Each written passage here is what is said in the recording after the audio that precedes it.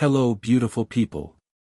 Welcome to Harryverse X. In today's episode, we explore Odin and Frigg adopted Harry from cupboard age 4 and All-Mother made him god of runes and prophecy. Hit like, subscribe, and join our community of story lovers. Let's begin. Chapter 1, The Cupboard and the Wanderer. The spider was doing it again. Harry watched it from beneath his thin blanket, chin propped on his knees, following the creature as it descended from the bare pipe above him on a thread so fine it caught no light at all. It landed on the edge of his water cup, considered the situation with what Harry imagined was deep philosophical seriousness, then tipped the cup sideways and scurried off into the dark corner behind the boiler. "That's not funny," Harry whispered. The spider disappeared. Harry smiled anyway. He'd named it Loki 3 weeks ago, after deciding that whatever force was responsible for making his shoelaces knot themselves into impossible tangles, for making Dudley's juice tip over onto Harry's breakfast plate twice in 1 week, and for the general uncertain quality of small things in his life, that force had a personality. It was small and quick and it didn't like to be caught. Loki seemed right. He was 4 years old. He thought in the way 4-year-olds think, which is to say completely and with tremendous sincerity about things adults have long since decided don't matter. The spider mattered. The way the light came through the slat in the cupboard door in the mornings and drew a thin gold line across the floor, that mattered too. The sounds the house made at night, the settling creaks and the distant hum of the television and the thick, unbroken silence that followed when the Dursleys went to sleep, Harry had catalogued all of it. He was not unhappy in the way people assume small neglected children are unhappy. He was hungry, genuinely, persistently hungry in a way that had become background noise, and he was lonely in the specific way of someone who has never had enough company to miss it properly. He knew Aunt Petunia's voice when it was aimed at him, and he knew it was different from her other voice, the one she used for Dudley and for neighbors and for the telephone. He knew that different meant something, though he didn't have the word for it yet. What he had, instead, was the spider. And the gold line of morning light. And a habit of pressing his small hand flat against the wall of the cupboard when the house got very quiet, feeling the faint vibration of pipes and wood and old brick, as if the house itself was breathing. He didn't know, at 4 years old, that he was feeling something else entirely. That there was a language older than English threaded through the bones of things, and that some part of him had been trying to read it since before he could form words. He just thought the house felt interesting. The night Odin found him was a Tuesday in late October. Harry knew it was Tuesday because on Tuesdays the television played something loud and laughing until late, which meant Aunt Petunia was happy, which meant dinner had been adequate, which meant Harry was not currently hungry enough to make sleeping difficult. It was, by the metrics available to him, a good Tuesday. He was awake because he was always awake when the house got quiet. He lay on his thin mattress with his hands folded on his chest the way he'd seen on a picture in one of Dudley's discarded books, staring up at the underside of the staircase where the wood planks met at angles like a puzzle, and he was thinking, with great 4-year-old focus, about whether spiders dreamed. He heard the front gate. Not the click of it, not exactly, something before the click, a sensation, like the way you can tell a door's about to open before the handle moves. Harry sat up. Then the knock. 3 knocks, unhurried, heavy, and patient in a way that was somehow louder than loud. Not the knock of someone who was cold or anxious or selling something. The knock of someone who had already decided to wait as long as necessary. Harry heard Uncle Vernon's tread on the stairs, slow, suspicious, and the chain of the front door, and then silence. Then Uncle Vernon said, in a voice Harry had never heard from him before, "What do you want?" The voice that answered was like a door opening onto winter. Low and measured and not unkind, but carrying the particular quality of someone who has not asked a question in a very long time because they rarely need to. "I am looking for a child." This is a private residence, I know what it is." A pause. "May I come in?" A longer silence. Harry heard Uncle Vernon's breathing change. "It's the middle of the bloody night." "Yes," the old man said. "It often is, when things need tending to." Harry didn't understand why Uncle Vernon let him in. Years later, He would understand it as the peculiar effect Odin had on people in his wandering guise, not compulsion, nothing so crude, but a kind of gravity, the sense that refusing would be pointless in the way that arguing with weather was pointless. At 4, Harry only knew that the door opened, and the footsteps came down the hall, and then there was a pause outside the cupboard beneath the stairs. The latch lifted. The man who looked in at Harry was old. He had a long grey beard and a wide-brimmed hat that had no business fitting through the doorway but seemed to manage, and a walking staff that he'd evidently brought inside with him, and one eye, the other covered by a patch, dark and plain. He smelled of wood smoke and open sky and something else, something Harry had no name for, something that moved like wine through high pines. He looked at Harry. Harry looked back. "Hello," Harry said, because Aunt Petunia had told him to say hello to people. The old man was quiet for a moment, and Harry had the feeling, strange and clear as that gold line of morning light, that the man was looking at something other than him. Or rather, through him. Like he was a window, and something beyond him was being read. "Hello, child," the old man said. His one eye was very blue. "What is your name?" "Harry." "Harry." He said it the way you say a word you're testing for weight. "And what are you doing in this cupboard, Harry?" "Sleeping," Harry said. Then, honestly, thinking about spiders. Something shifted in the old man's expression. Not quite a smile. Something quieter than a smile, and heavier. He reached up slowly and touched the door frame of the cupboard, fingers tracing the wood, and Harry felt that same vibration he always felt when he pressed his hand to the walls, but stronger now, suddenly, like the house had taken a breath. The old man looked at his fingers. Then back at Harry. "Show me your hand," he said. Harry held it out without thinking. The old man took it in both of his, and his hands were enormous, warm, rough with age and work in something that wasn't age at all, and he turned Harry's palm up and looked at it, and said nothing for a long moment.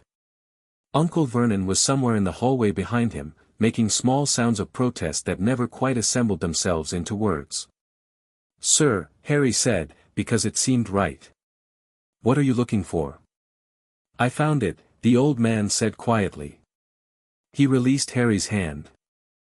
He straightened up and turned, and looked at Vernon Dursley, and Uncle Vernon made a sound like a man who has just understood something unfortunate.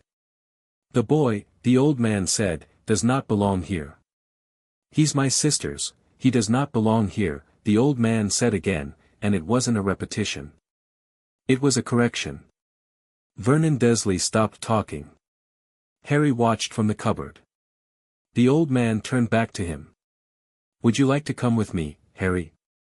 Harry thought about this. He thought about it the way you do when you're 4 and the question is real and the person asking it is waiting without any pressure at all, just open sky inside a kitchen hallway.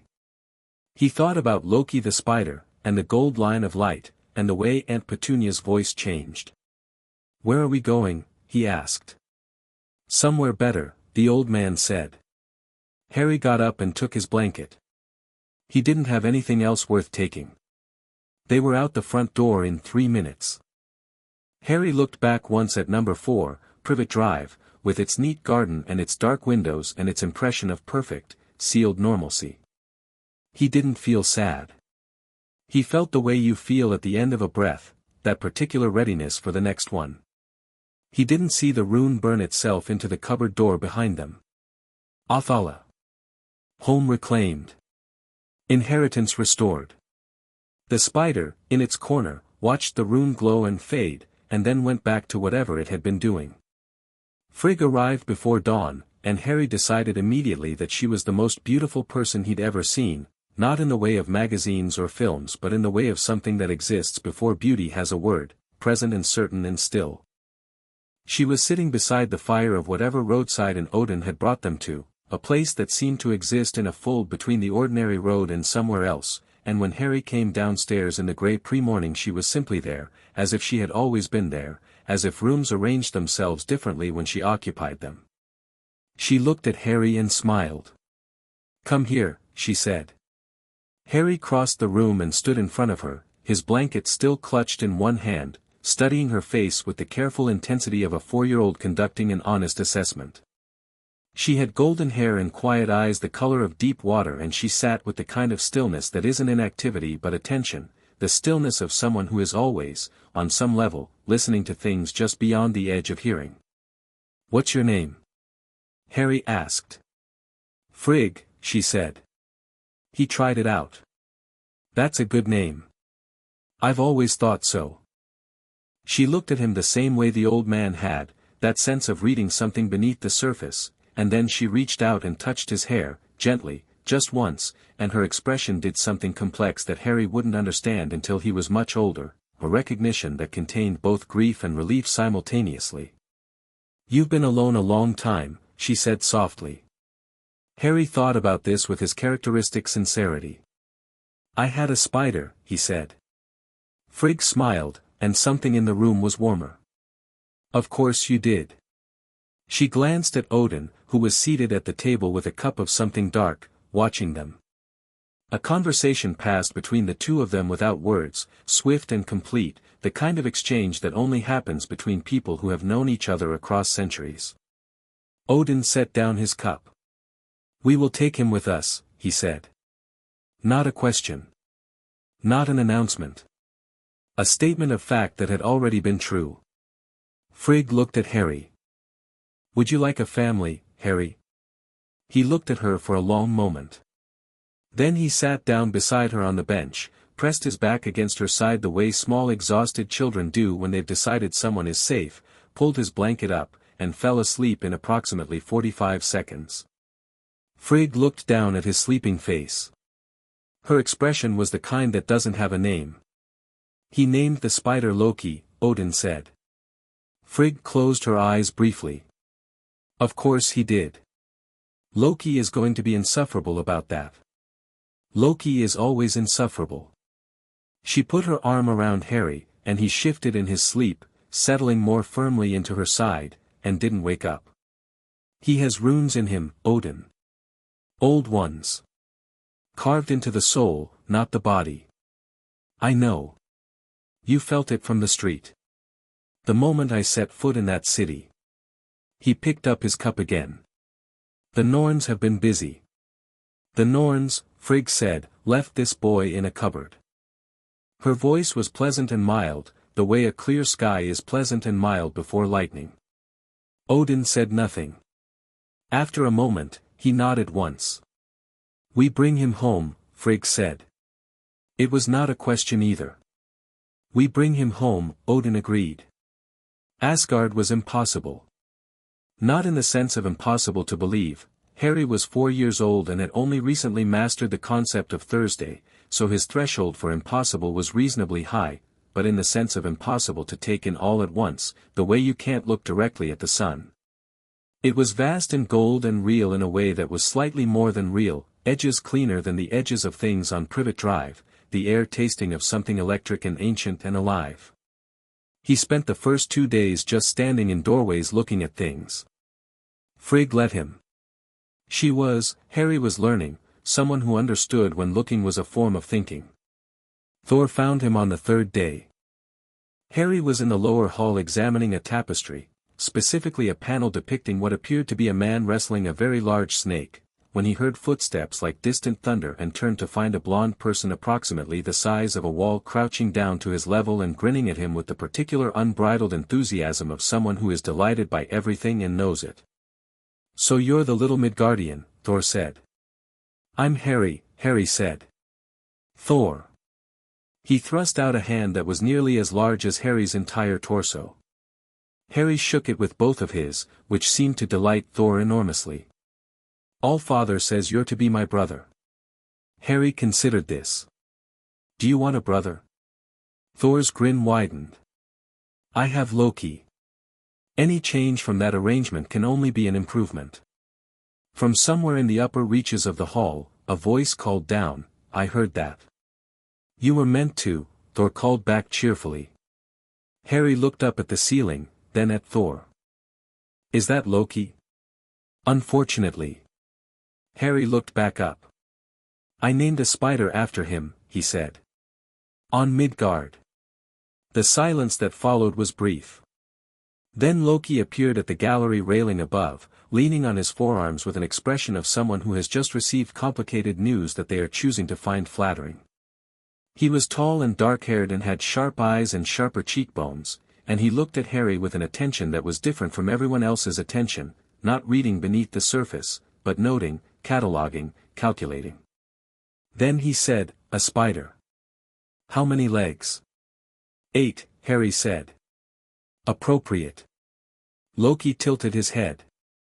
"Did it play tricks on you?" "All the time." "Good instincts," Loki said, and disappeared back into the shadows of the gallery. Thor clapped Harry on the shoulder hard enough to stagger him, then caught him before he fell, and laughed with the enormous uncomplicated joy of someone who has decided a thing is good and seen no reason to question it. Harry laughed too. It came out surprised, like something he'd been saving without knowing it. The years were not simple. Happiness rarely is, from the inside. Harry grew up in Asgard the way things grow in volcanic soil, everything richer and stranger and more vivid than it would have been otherwise. Frigg taught him to read, and what she taught him to read with was runes, and what the runes taught him, slowly, over years, through dreams and practice and long afternoons in Frigg's study, was that reading was never really about letters. He was 6 when he first carved a rune. Fehu, the first of the elder Futhark, scratched carefully into a piece of pine bark with a small iron knife Frigg had given him. The moment the last stroke completed, the wood hummed, vibrated in his grip like a plucked string, and the rune glowed a deep and comfortable amber for exactly 3 seconds. Harry stared at it. Frigg was at her loom across the room, weaving something grey and silver that she never seemed to finish, and she turned and looked at the still glowing rune with an expression Harry was only beginning to learn how to read. "Did I do that right?" he asked. "Yes," Frigg said. "Better than right." She crossed the room and crouched beside him, studying the carving. "Do you feel that? What the wood is doing?" Harry pressed his thumb to the rune. "It's like a word that means something," he said, then frowned. "That sounds stupid." "That is precisely what it is," Frigg said. "A rune is not a symbol that points at a meaning. It is the meaning. You haven't drawn a picture of fire, you've written down what fire wants to be." She looked at him steadily. "That distinction matters."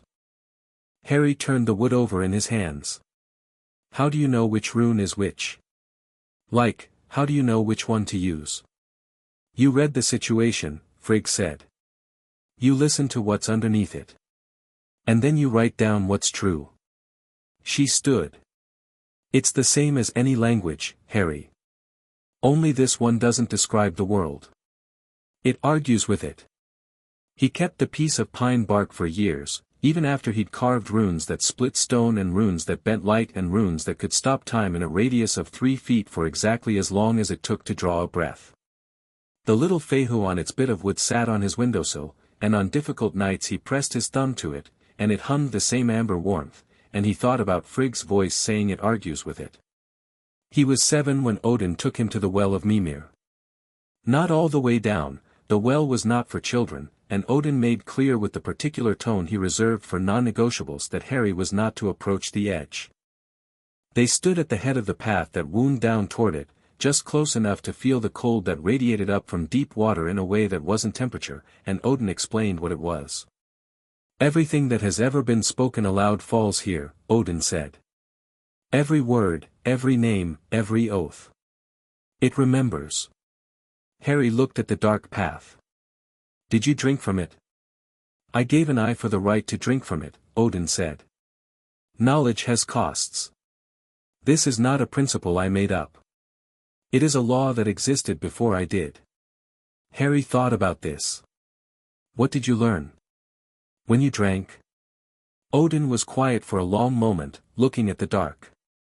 "I learned that knowing the future is the smallest part of wisdom," he said. "The larger part is knowing which threads you are allowed to pull. And which ones are you allowed to pull?" Odin looked down at him. "That," he said, "is what a lifetime is for." He put his hand on Harry's shoulder, heavy and warm.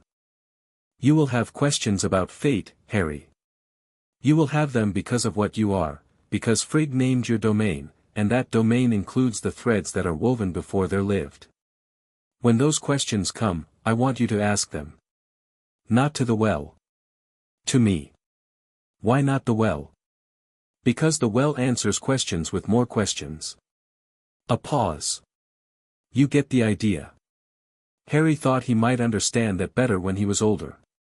He was mostly right. The years moved. Thor taught him to fight, which proceeded with the enthusiastic and systematic brutality of an older brother who was also a god of war, and mostly Harry spent the first year being thrown onto increasingly soft surfaces from decreasing heights while Thor explained that the important thing was to understand how falling worked before you tried to stop it. By 8 he could roll and recover without thinking. By 10 he had opinions about footwork that made Thor's sparring partners raise their eyebrows. Loki taught him to think sideways. This was less structured and more pervasive. It happened in conversations at breakfast and in the way Loki would pose problems with his eyes slightly too still, waiting to see which solution Harry reached for. You're looking for the obvious answer, Loki told him once, when Harry was 9, because obvious answers feel safe. But obvious answers are anticipated. If someone already knows what you'll do, you've already lost. So always do the unexpected thing. Harry said. Not always. Usually do the unexpected thing. Occasionally, when they've started to expect the unexpected, do the obvious thing. He smiled, and it was the specific smile that Harry had decided was Loki's honest one because it happened faster than his performed ones. The point isn't to be unpredictable. The point is to be unreadable. Harry was quiet for a moment. But the runes read everything, he said. Loki considered this. Yes, he said. I suppose that does give you a certain advantage. He tilted his head. Try not to be too smug about it. It's unbecoming. You're smug about things constantly. I am incomparably smug, Loki said pleasantly. I've earned it. Go carve something. Frigg, who had listened to all of this from the doorway of her study with her hands folded and an expression of perfect composure, turned and went back to her weaving without comment. The slight upward curve at the corner of her mouth was its own commentary. He was 11 when the first letter arrived. Not one letter. 7, in the space of 3 days, because Hogwarts was persistent in the way of things that operated on old magic, and old magic could find its way through most defenses given enough time, and whatever wards surrounded Asgard were being tested by the enchantment with increasing creative insistence. The first one arrived on a Monday morning on the breakfast table, which should have been impossible. The second arrived at dinner, folded inside a napkin. The third materialized in the book Harry was reading, tucked between pages with an air of tremendous self-satisfaction. Harry opened the third one and read it aloud to Thor, who was seated across the table with his arm around his cup. Mr. H. Potter, resident of Asgard, Palace of the All-Father, Third Library, Left Wing, it thinks you live in the library, Thor said. I was in the library when it appeared. You're always in the library. Harry read on. Hogwarts School of Witchcraft and Wizardry. Term beginning September 1st, required supplies. Uniform. Wand. He put the letter down and looked at it for a moment. Then he went to find Odin. He found him, as he often did, in the high study at the top of the western tower, seated at the broad table with maps spread across it that weren't maps of physical places, threads and nodes and intersections that Harry had learned to read as the movements of significant events, the way weather moves, following heat. Hugin and Munin were on their perches, watching Harry with their liquid black eyes, and Odin looked up with the unhurried attention of someone who had been expecting this conversation. You felt the letters, Harry said. It wasn't a question. The first one, Odin said. Sit down. Harry sat across from him and put the letter on the table. Odin didn't look at it. Tell me what you know about the wizarding world, Odin said. Part of Midgard. Old magic, mostly inherited, organized into schools and governments. They've been hiding from non-magical people for centuries. Harry paused. They think I'm someone. A prophecy. There was a dark wizard who tried to kill me when I was a baby, before you found me, and something went wrong with the killing curse and he disappeared. They think I survived somehow. They call me the boy who lived. Odin nodded slowly. And what do you think? Harry looked at the letter. I think I did survive somehow. And I think it has to do with whatever's in my scar. He touched the lightning bolt mark on his forehead automatically, the way he always did when thinking about it, not anxious, just acknowledging. Mother knows what it is. She won't tell me yet. She'll tell you when the time is right, Odin said. That's frustrating. It is, Odin agreed, entirely unrepentant. Harry looked at the maps on the table, at the threads that wove through them, and felt the pull of them the way he always felt the pull of runes, not urgency, but awareness, the sense of language waiting to be read. You want me to go, he said. Odin picked up his cup. Midgard will need to know you, he said. Not the story they've built around your name, you. And you will need to know it. What it is. What it struggles with. What it needs from the people who protect it.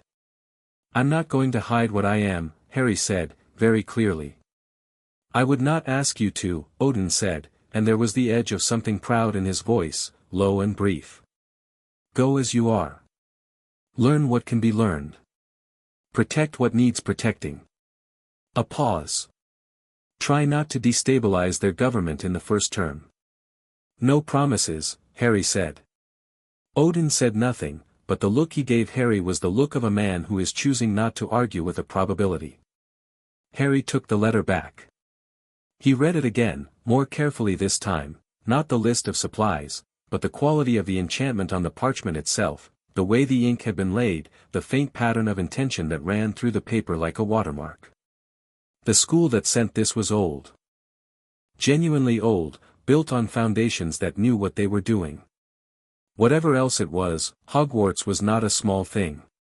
He folded the letter and tucked it into his pocket and stood. I'll need a wand, he said. You'll need a wand, Odin agreed. You'll also need to meet with your mother first. Tonight. He looked back at his maps. She has been waiting for this conversation for some years. Harry paused at the door. How long have you both known the letter was coming? Odin was quiet for a moment. Since before we found you, he said simply. Harry stood in the doorway for a moment, processing this. It should have been alarming, the idea of being part of a plan that had been in motion since before he was collected from a cupboard. What he felt instead was a very calm, very specific kind of certainty. They hadn't collected him because of the plan. He knew that the same way he knew his own name. Frigg had wrapped her arm around a sleeping 4-year-old and stayed perfectly still through the night so he wouldn't be disturbed. Plans didn't do that.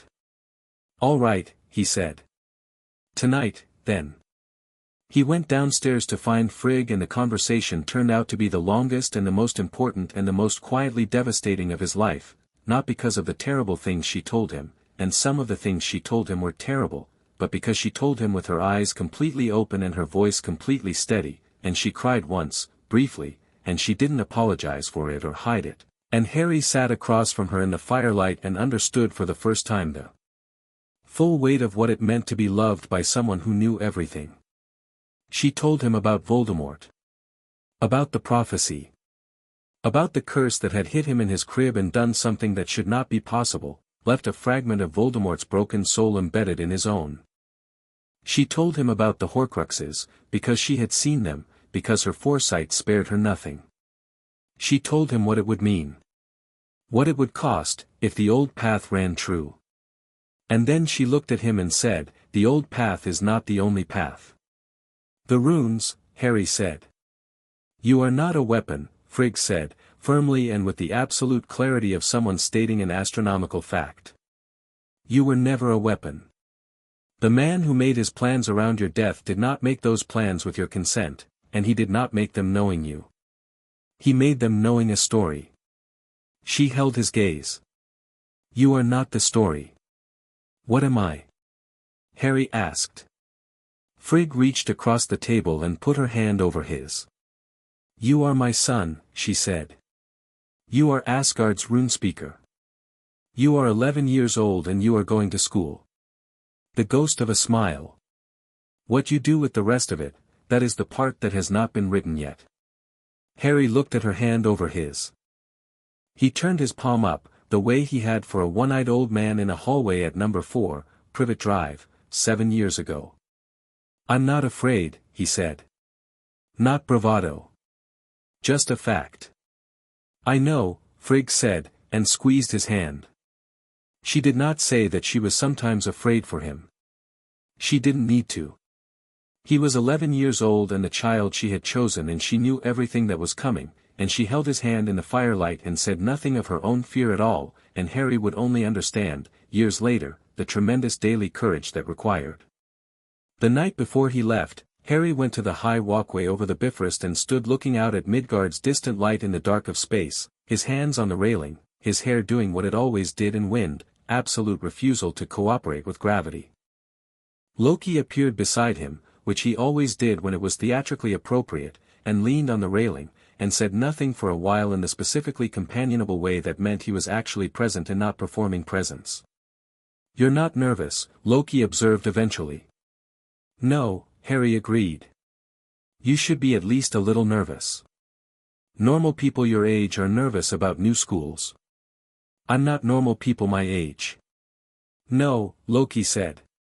"You are decidedly not." He glanced sideways.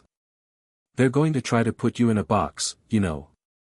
The wizarding world has boxes for everything. They'll see the name and the scar and they'll reach for the box they've had labeled and waiting for 7 years. Harry looked at the distant light of Midgard. "They can try," he said simply. Loki smiled. "Yes," he said. "They can." He pushed off the railing. "Don't get killed in your first week. It would make your naming of the spider feel premature." "I named you after a spider," Harry said. "That seems like information you should reflect on." Loki turned, walking backward, with the expression of a man who has decided to find something funnier than he was initially willing to admit. "It was a clever spider," he said. "That's practically a compliment." He turned again and walked back into the palace, and his shadow went ahead of him, and the wind was cold off the Bifrost, and Harry stood alone for a little while longer, looking at the world he was going to. He thought about the runes. About the language that argued with reality. About a 4-year-old in a cupboard who could feel the breathing of walls without knowing what it was, and a one-eyed old man who had crouched down and read something in a small outstretched hand. He thought about what Frigg had said. "You are not the story." The wind moved his hair around heroically. He went inside to pack. Chapter 2, The Rune Speaker arrives. Diagon Alley smelled like burnt sugar and old books and something faintly metallic that Harry couldn't identify until he realized it was the collective magical residue of 1,000 spells cast in close quarters over several centuries. He stood at the entrance to the leaky cauldron with a small leather travel bag over one shoulder and took a moment to simply breathe it in. Frigg had come with him as far as London. She was standing beside him now in a grey traveling cloak that made her look, to Muggle eyes, like someone who had stepped out of a painting and hadn't quite decided to fully commit to the present century. She looked at the leaky cauldron's worn sign with an expression of mild assessment. "Charming," she said, in a tone that meant she had opinions. "You don't have to come in," Harry said. "I can manage." "I know you can manage." She adjusted the strap of his bag where it sat on his shoulder with the precise efficiency of someone who has been doing this for years and intends to keep doing it regardless of the recipient's competence. "I'm coming in because I want to see what they've done with the place. It's a pub. It's a magical thoroughfare that has existed since the 17th century. She looked at him. "It's architecturally interesting. You just want to see people's faces when we walk in." Frigg smiled serenely and pushed open the door. The leaky cauldron on a late August morning was not exactly crowded, but it was populated enough, a handful of witches and wizards at the bar, a family in the corner with children arguing over a catalogue of broom models, an elderly man asleep over his drink in a way that suggested this was a long-standing arrangement, The barman, Tom, was polishing a glass with a rag that was definitely making it dirtier. The conversations didn't stop all at once. They stopped in a wave, person by person, as people noticed Harry's scar. He was used to being looked at. Asgard was full of beings who looked at everything with tremendous attention, gods and warriors and creatures that had evolved entire sensory systems around observation. Being looked at had never felt like pressure to Harry. He stood inside the silence of the leaky cauldron and met the nearest set of eyes without particular effort. An older witch near the bar opened her mouth. Are you, Harry Potter?" he said. "Good morning." The name went through the room the way a stone goes through water. Two people stood up. A woman Harry's age, hovering near the door with a new wand box tucked under her arm, stared at his forehead with the direct curiosity of someone who hasn't yet learned the social rules about staring. Tom the barman set down his glass. "Mr. Potter," he said, with the reverence of a man addressing something that has achieved the status of weather. Welcome. We're just passing through to the alley," Harry said. "Thank you." He looked at Frigg. She was already moving toward the back, having absorbed the room's geography in approximately 3 seconds, and Harry followed her through the maze of tables and out to the back courtyard where the brick wall stood waiting. He tapped the sequence from memory. Frigg had told him which bricks, had described the alley to him in the kind of detail that was indistinguishable from personal memory, though as far as Harry knew she'd never been here before. He filed this under Frigg knows things and moved on. The wall unfolded itself into an archway and Diagon Alley opened in front of him. He had seen extraordinary things. He had stood on the Bifrost looking at the curve of worlds. He had watched Odin paint runes in the air with his fingertip and seen the sky respond. He had been to the forge where Mjolnir was made and watched dwarves work iron that still remembered being a mountain.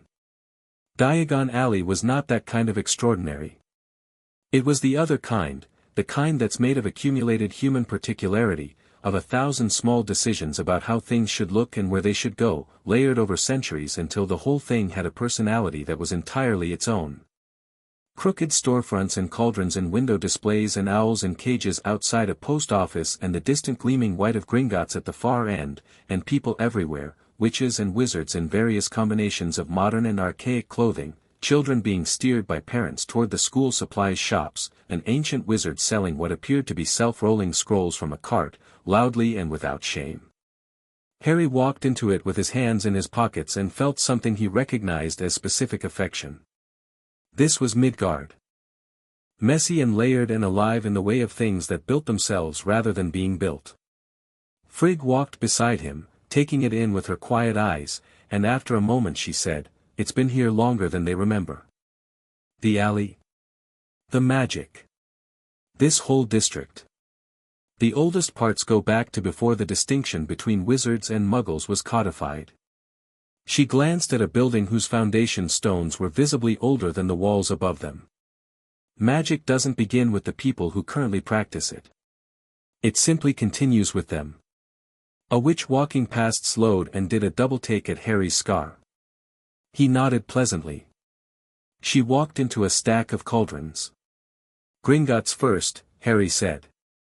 Gringotts was exactly as Frigg had described, architectural ambition dressed up as intimidation, all marble and height and the deliberate arrangement of space to make visitors feel small. Harry walked in and felt the goblin's attention rotate toward him with the focused efficiency of creatures whose entire institutional worldview was organized around the accurate assessment of things. The goblin at the front desk was named, according to the small plaque at his station, Ragnarok, and he looked at Harry over the edge of his ledger with the expression of a professional who has decided to reserve judgment until the relevant documentation has been reviewed. "Harry Potter," Harry said. "I'm here about the Potter Vault, and I have a secondary matter I'd like to discuss with a senior account manager if one is available." Ragnarok set down his pen with the precise care of a creature deciding to take something seriously. "You have identification?" Harry pushed up his fringe and showed the scar, then extended his wrist, where Frigg had told him a blood key was encoded, dormant, invisible, written in the same old magic as the vault itself. Ragnarok leaned forward, looked, and made a sound that was not quite surprise but was adjacent to it. "One moment," he said. The moment extended into several minutes, during which a very old goblin in considerably more expensive robes arrived from somewhere in the building's interior and introduced himself as Sharpclaw, vault manager for the Potter accounts, with the air of a man who has been briefed and found the briefing insufficient. He looked at Harry. He looked at Frigg. He looked back at Harry. His eyes snagged, briefly, on something Harry knew wasn't visible to most people, the faint luminescence of the runes that Frigg had told him ran along his collarbone and the inside of his left forearm, carved not into skin but into something deeper, visible only to those who dealt in very old magic. Sharpclaw said, slowly and with precision, "You are not what we were expecting." "I rarely am," Harry said pleasantly. "Shall we?" The vault was the first revelation. Not the gold, there was a great deal of gold, but gold was gold, but the secondary vault behind the main chamber, accessible through a door that required both blood and the specific tone of a particular rune spoken aloud in Elder Futhark. Harry looked at this door and looked at Sharpclaw. "My parents put this here?" he asked. "Your mother did," Sharpclaw said, and his voice had the cautious respect of a creature who has seen a great many clever things and recognizes the category. "Lily Potter was a runic scholar of considerable ability. We believe she intended it for you." Harry looked at the door. He felt the rune on it the way he felt all runes, as a word that was waiting to finish its sentence. He read it, Algize. Protection. Shield. A word that had been waiting, patient and precise, for 11 years. He spoke the counterpart rune aloud, Burkano, growth, beginning, the unlocking of potential, and the door opened without drama. Just a quiet exhale of old air, and then the chamber beyond. It wasn't large. A table, a carved wooden box, a sealed envelope, and a single object on a velvet stand, a ring of deep red gold set with a stone that looked like compressed lightning, shifting and alive. Frigg drew in a breath behind him. Quiet, controlled, but there. Harry looked back at her.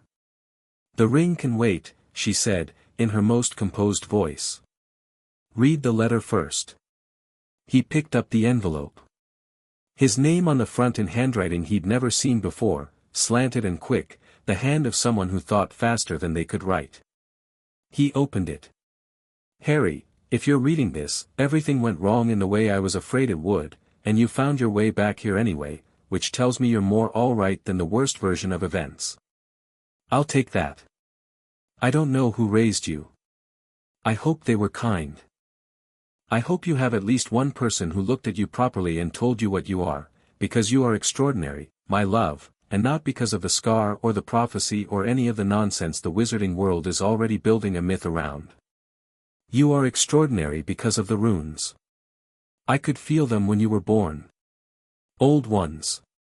Written into something I couldn't even name. The ring is the Potter family seal. You don't have to wear it. But you should know it's yours. I'm sorry I can't tell you the rest in person. I wanted to. Be brilliant. Be careful. Be kind when you can afford it and ruthless when you can't. All my love." Mum. Harry stood in the vault and read it twice. Then he folded it with great care and put it in his inside jacket pocket, and picked up the ring, and turned it over in his fingers, and felt the rune in the stone pulse once, Soilo, sun, victory, wholeness, like a greeting. He put it on. He turned around. Frigg was watching him with the particular expression that meant she was holding something steady that wanted to move. Harry crossed the small chamber and hugged her, briefly and firmly, and she held the back of his head with one hand, and they stood like that for a moment in a vault full of old magic and a letter 11 years in transit. She knew about the runes, he said against her shoulder. She felt them. She wouldn't have had the language for what she was feeling. A pause. She was brilliant, Harry. In the way that is sometimes its own kind of lonely. Like me. Frigg pulled back and looked at him. You, she said firmly, are not lonely. I will not hear of it. Harry almost smiled. No, he agreed. I'm not. Ollivander's was the second revelation, and the kind Harry enjoyed considerably more than inheritance and grief. The shop was old in the specific way of places that have been doing one thing for a very long time and have grown completely comfortable with it.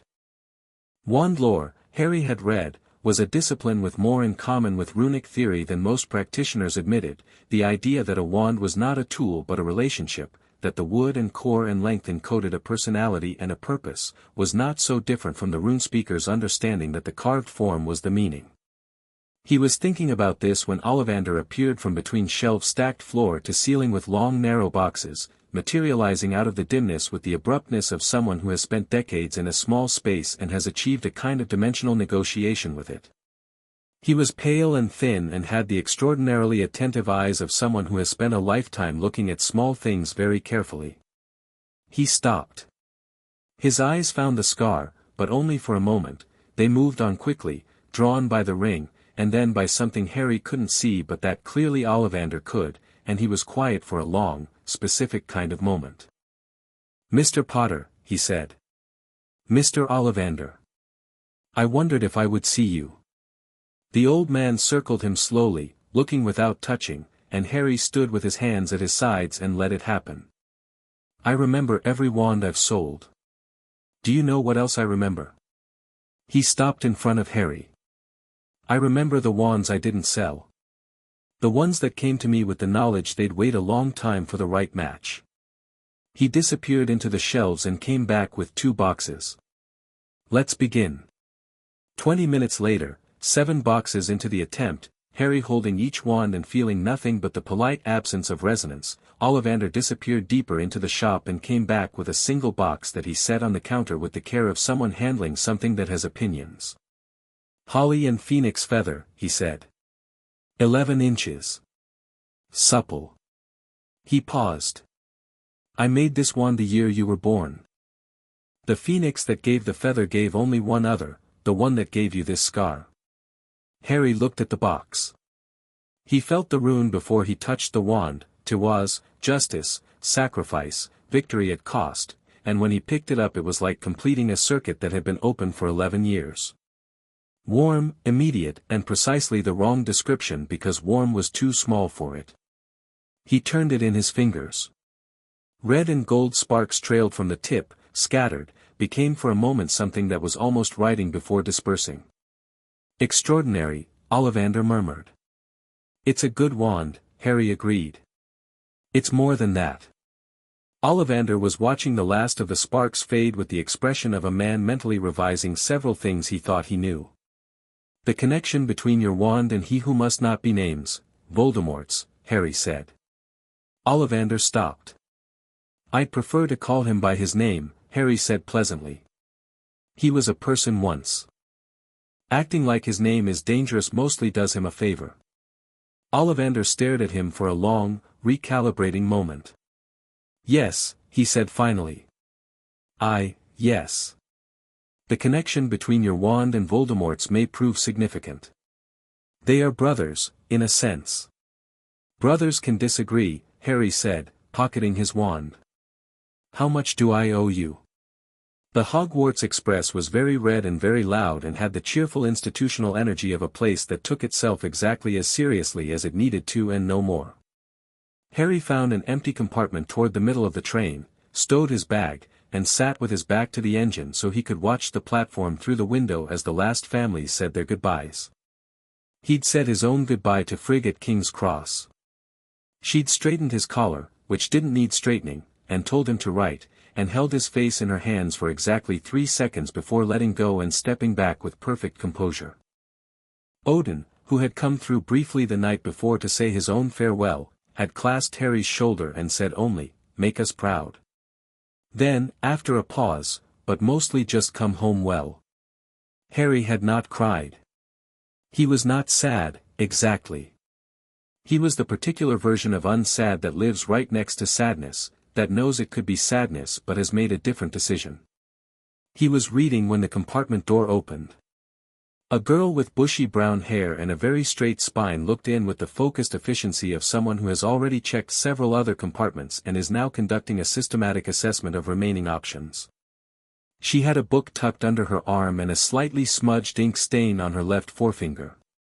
"Is anyone sitting here?" she asked, though she'd clearly already assessed that no one was.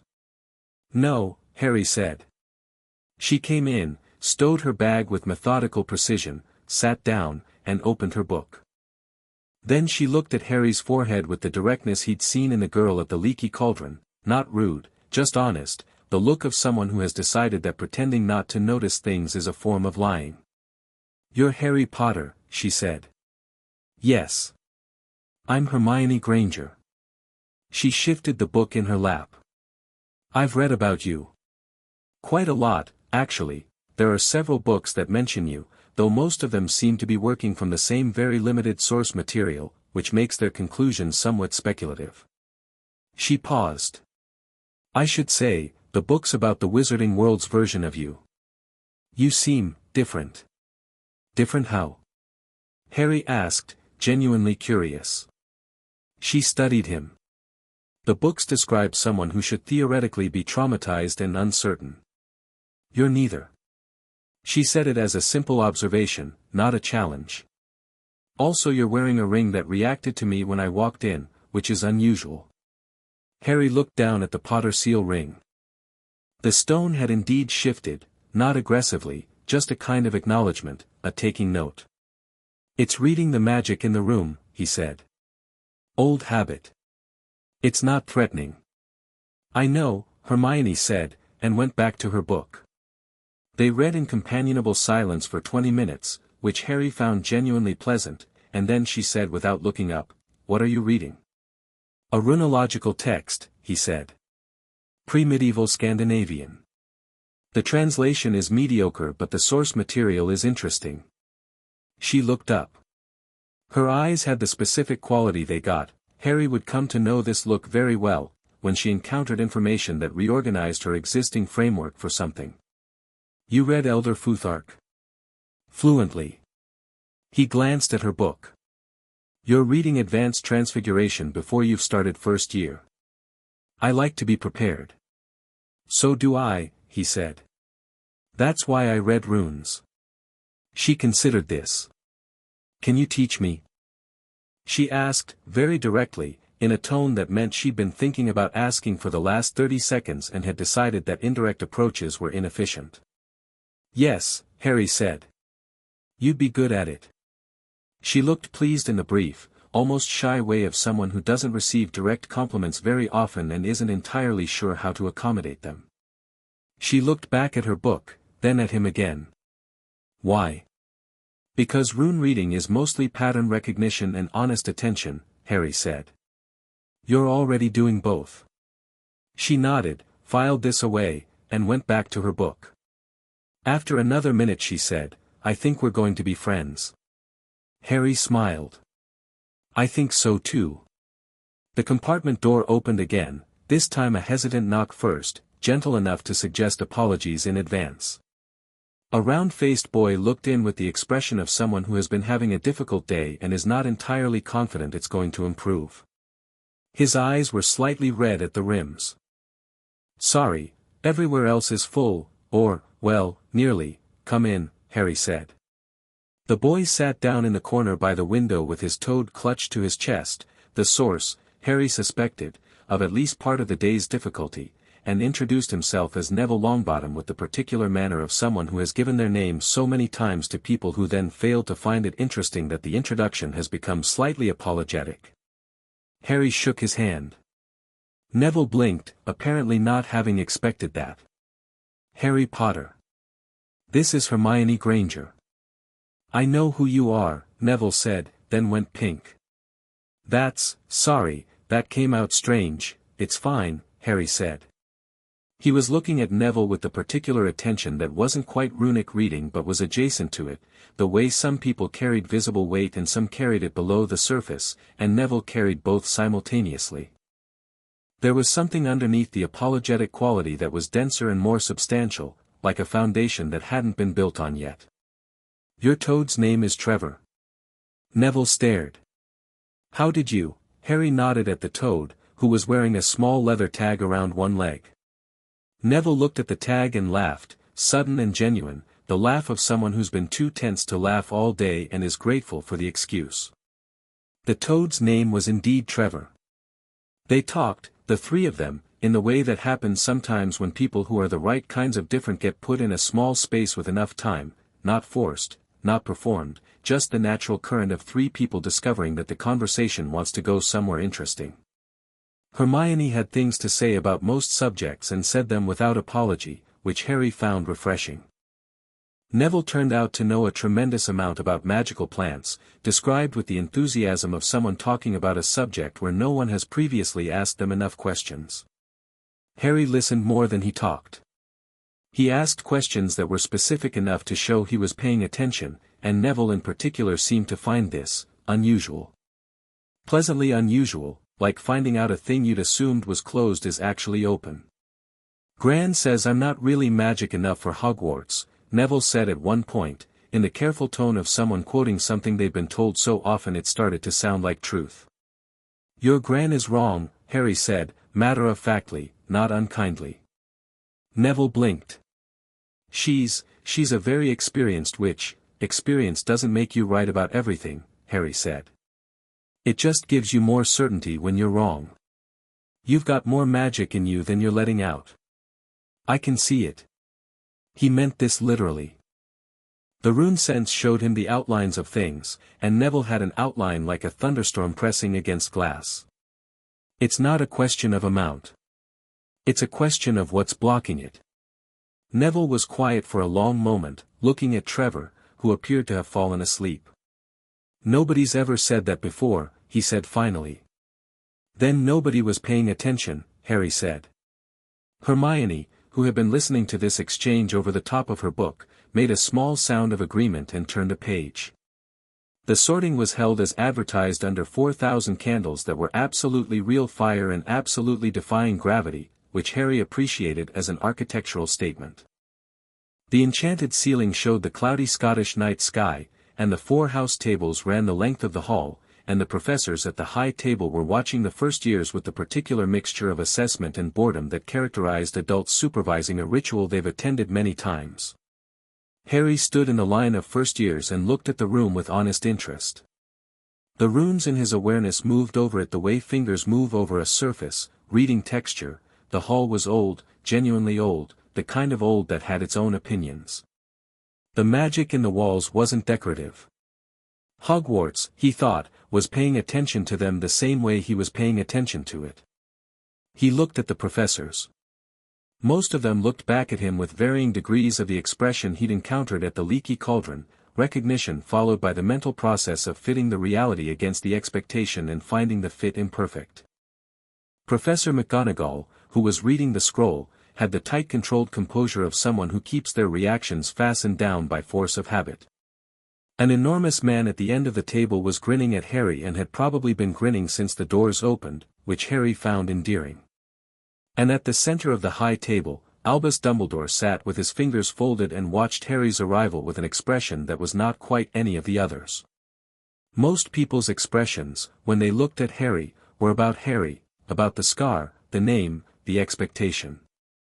Dumbledore's expression was about something further down a line of reasoning. He was not surprised. He was recalculating. Harry met his eyes across the hall. Dumbledore smiled warmly. Harry nodded politely. He felt, with the rune sense, something pushed gently at the edge of his mind, not quite a spell, more like a question, the mental equivalent of someone trying a door handle without applying pressure. He recognized legilimency from Odin's descriptions, and he closed that door so naturally and completely it was less like a defense and more like simply not being there to be read. Dumbledore's smile didn't change. But something behind it did. Interesting, Harry thought. Longbottom, Neville. Neville crossed to the stool on legs that visibly wanted to send him in a different direction and sat down and had the hat dropped on his head. Harry watched Neville's face during the sorting, the tightening and then the gradual release of something, like a knot being worked loose. The hat deliberated. Neville's hands were fists on his knees. Gryffindor. The Gryffindor table roared. Neville walked to it with the slightly dazed expression of someone who has been given good news they were not prepared for, and a red-haired boy near the end clapped him on the back hard enough to rock him. Granger, Hermione. Barely 10 seconds under the hat before, Gryffindor. Hermione sat down next to Neville with perfect composure and looked pleased. Then, Potter, Harry. The hall went the specific way that halls go when they've been waiting for something to happen and it finally happens. Harry walked to the stool and sat down, and the hat came down over his eyes, and the world went dark. A voice, dry and enormously old and amused in the way of something that has seen too much to be surprised, well. I wasn't expecting this. That's becoming a theme, Harry thought back. You're not what you were supposed to be. The hat seemed to be navigating, reading, doing what it did with an unusual degree of caution. The last 11 years have been, transformative, to understate it considerably. Bravery, obviously. Considerable cleverness.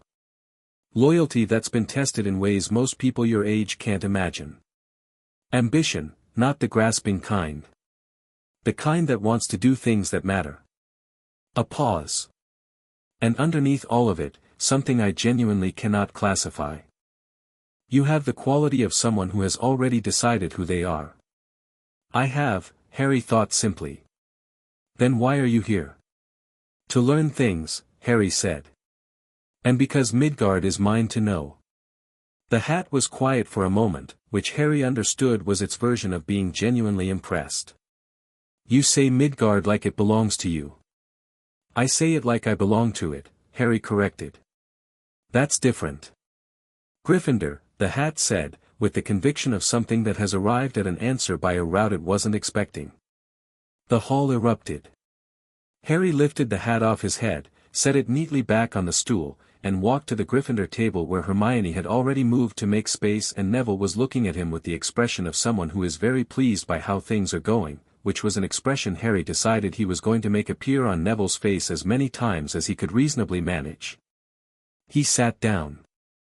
The boy across from him had a broad freckled face and a grin that was doing its best to be friendly and was mostly succeeding and whose name turned out to be Ron Weasley, who had 4 brothers in various stages of Hogwarts completion and a sister who'd be starting the following year, and who was, Harry thought, genuinely warm in the uncomplicated way of someone who hasn't yet learned to perform warmth instead of feeling it. Harry shook his hand and meant it, and Ron looked pleased, and down the table Fred and George Weasley were whispering something to each other and looking at Harry with the specific evaluating attention of people who are calculating whether someone is worth being interesting about. Harry caught their eye. One of them, George, as it turned out, raised an eyebrow. Harry raised one back. Both of them grinned. At the high table, Dumbledore was watching Harry's arrival at Gryffindor with the expression of a chess player whose piece has moved to the expected square by an unexpected route, and who is updating his model of the game accordingly. The twinkle in his eyes was present and operational, which Harry noted as information. And at the far end of the table, a professor Harry hadn't focused on yet was looking at him with a gaze that was neither warm nor calculating but frightened, specifically, precisely frightened, in the way of someone who has seen a thing they were hoping not to see.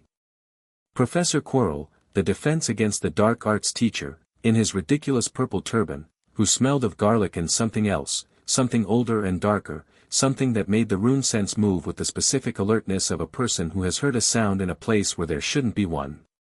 Harry looked at Quirrell. Quirrell looked back, then quickly looked away. Harry noted this with the patient, unhurried attention of someone who is in no rush because they are confident that the truth of things will eventually become fully legible. He picked up his fork and helped himself to the roast chicken and asked Ron about Quidditch, because Ron clearly wanted to talk about Quidditch and wanted to be asked, and the feast carried on around them with all the warm chaotic normalcy of the beginning of things.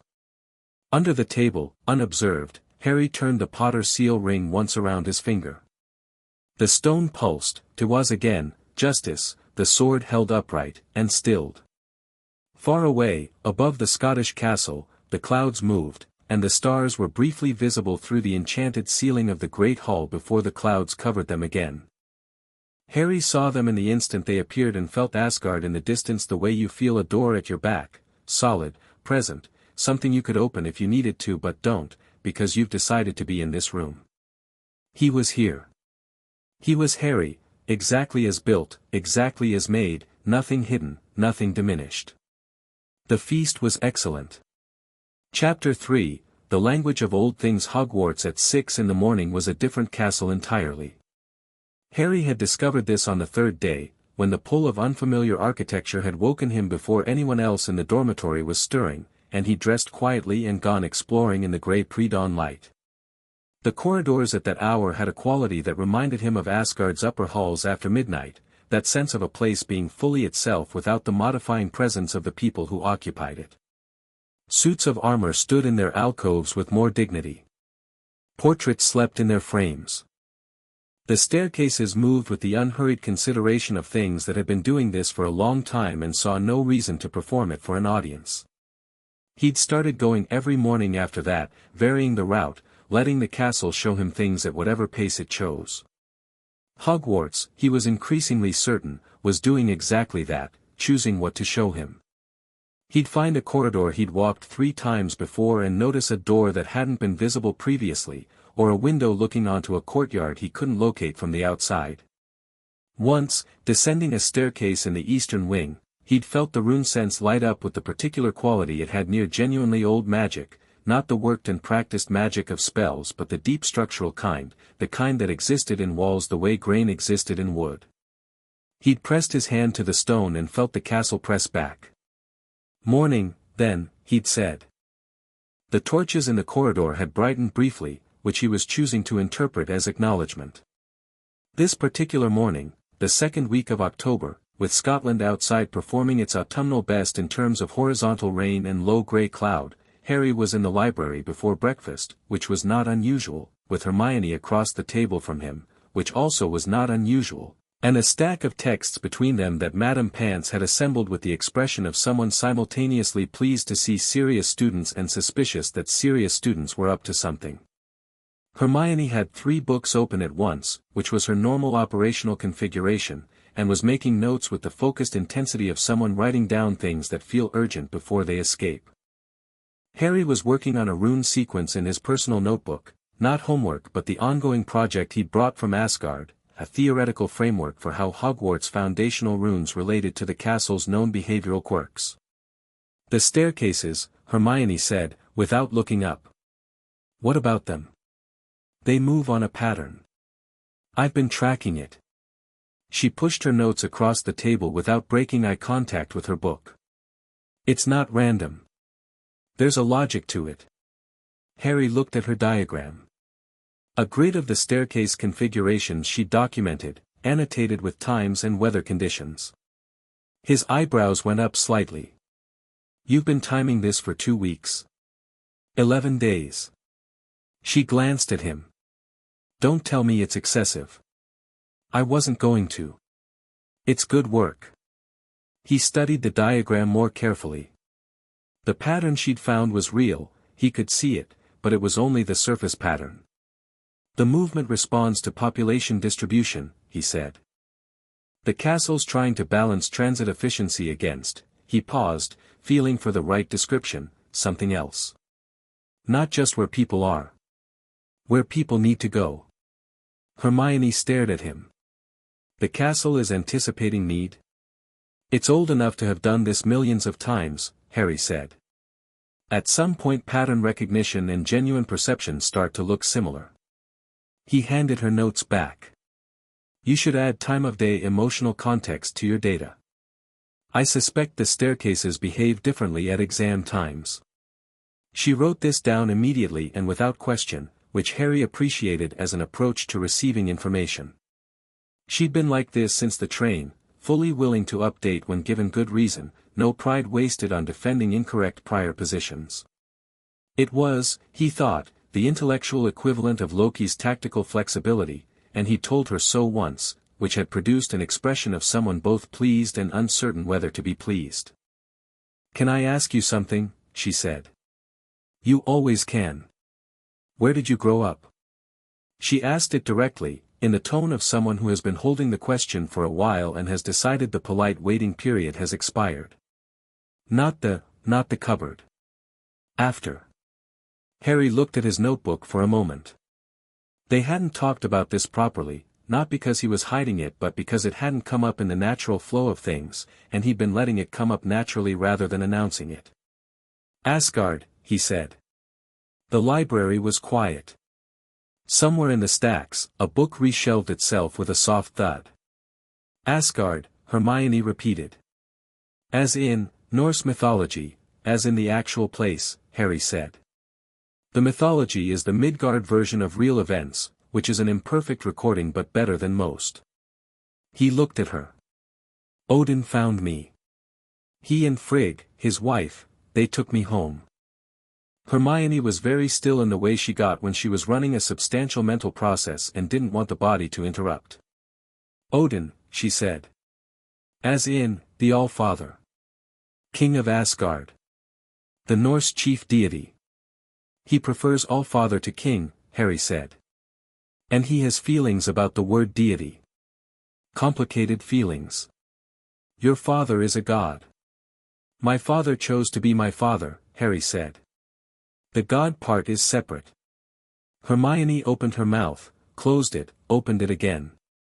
And the runes, Frigg named my domain. I'm the rune speaker, god of runes and prophecy, technically, though I try not to lead with that in conversations. He tapped his pen on the notebook. The rune sense I use when I look at the castle, when I looked at you on the train and said you'd be good at runology, it's not a learned skill. It's what I am. Another long silence. Rain hit the library windows in a sudden gust. Does this mean you're immortal? She asked. Unclear, Harry said honestly. The soul fragment complicates things. Frigg is working on it. There's a soul fragment. Voldemort's. In my scar. He said it the way he'd said it since Frigg had told him, as information, not drama. One of several he made. He hid pieces of himself in objects to anchor him to existence. One of them accidentally ended up in me when he tried to kill me. Hermione was quiet for a moment, then, that's extremely dark magic. It is, Harry agreed. I'm going to deal with it. How? I'm working on it. He looked back at his notebook.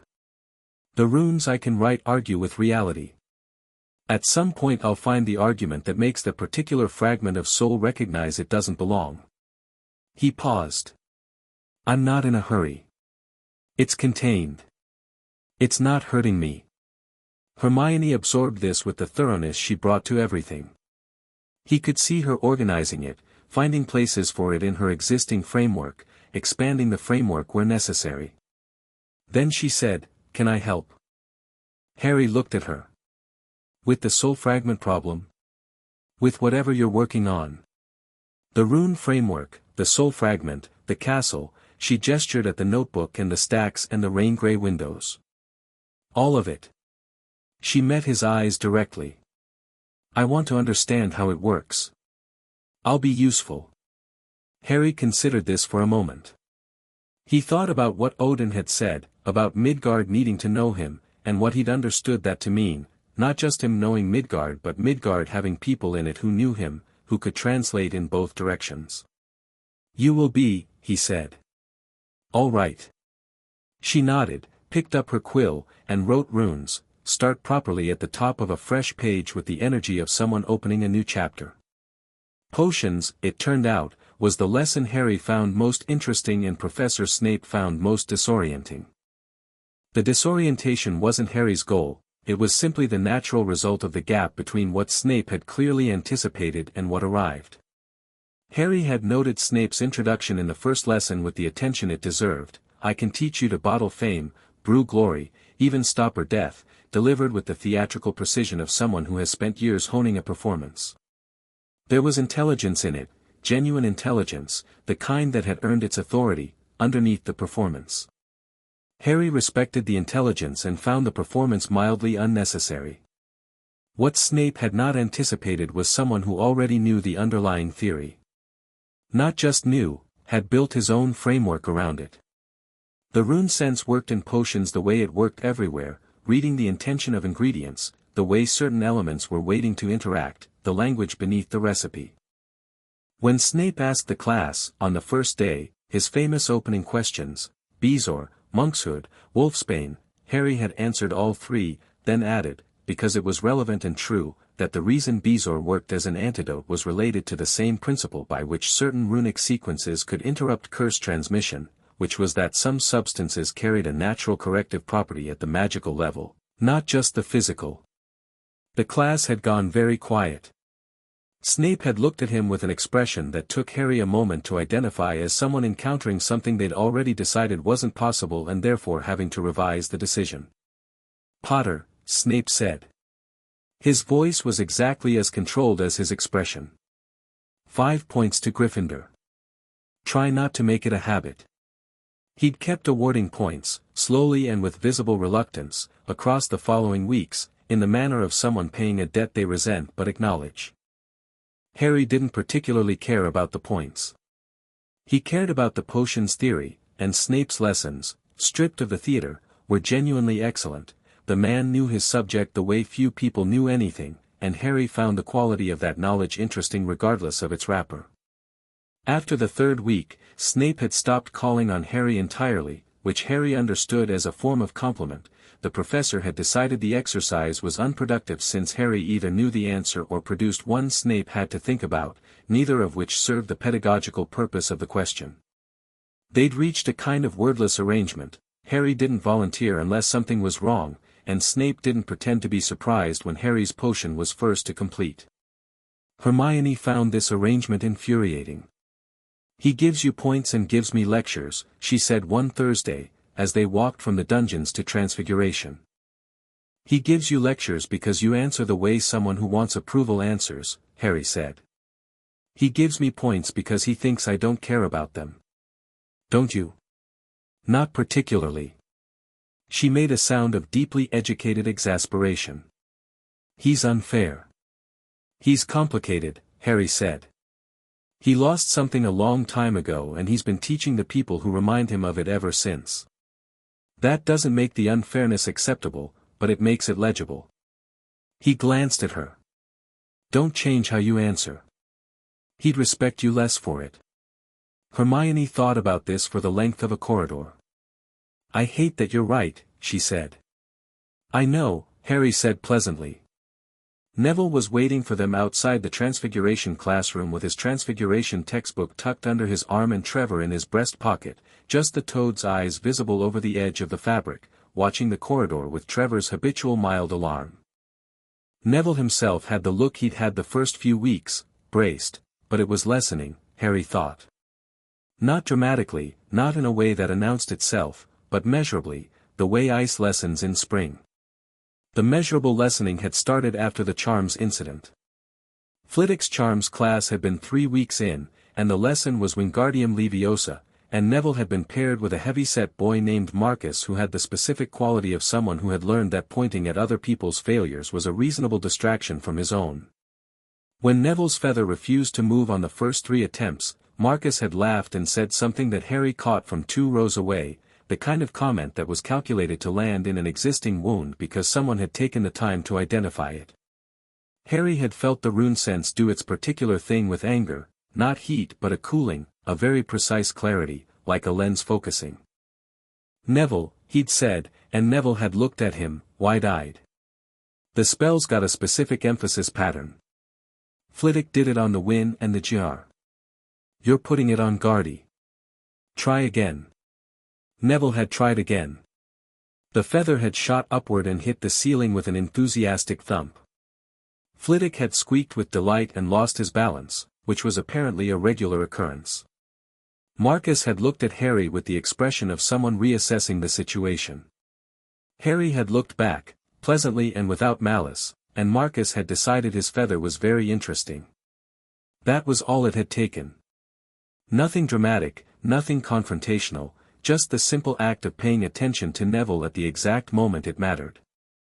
Neville had talked more in herbology that afternoon than Harry had ever heard him talk, hands animated, Trevor apparently listening from his pocket, and Harry had understood that Neville's problem was not competence but the repeated interruption of competence by someone's expectation that it wasn't there.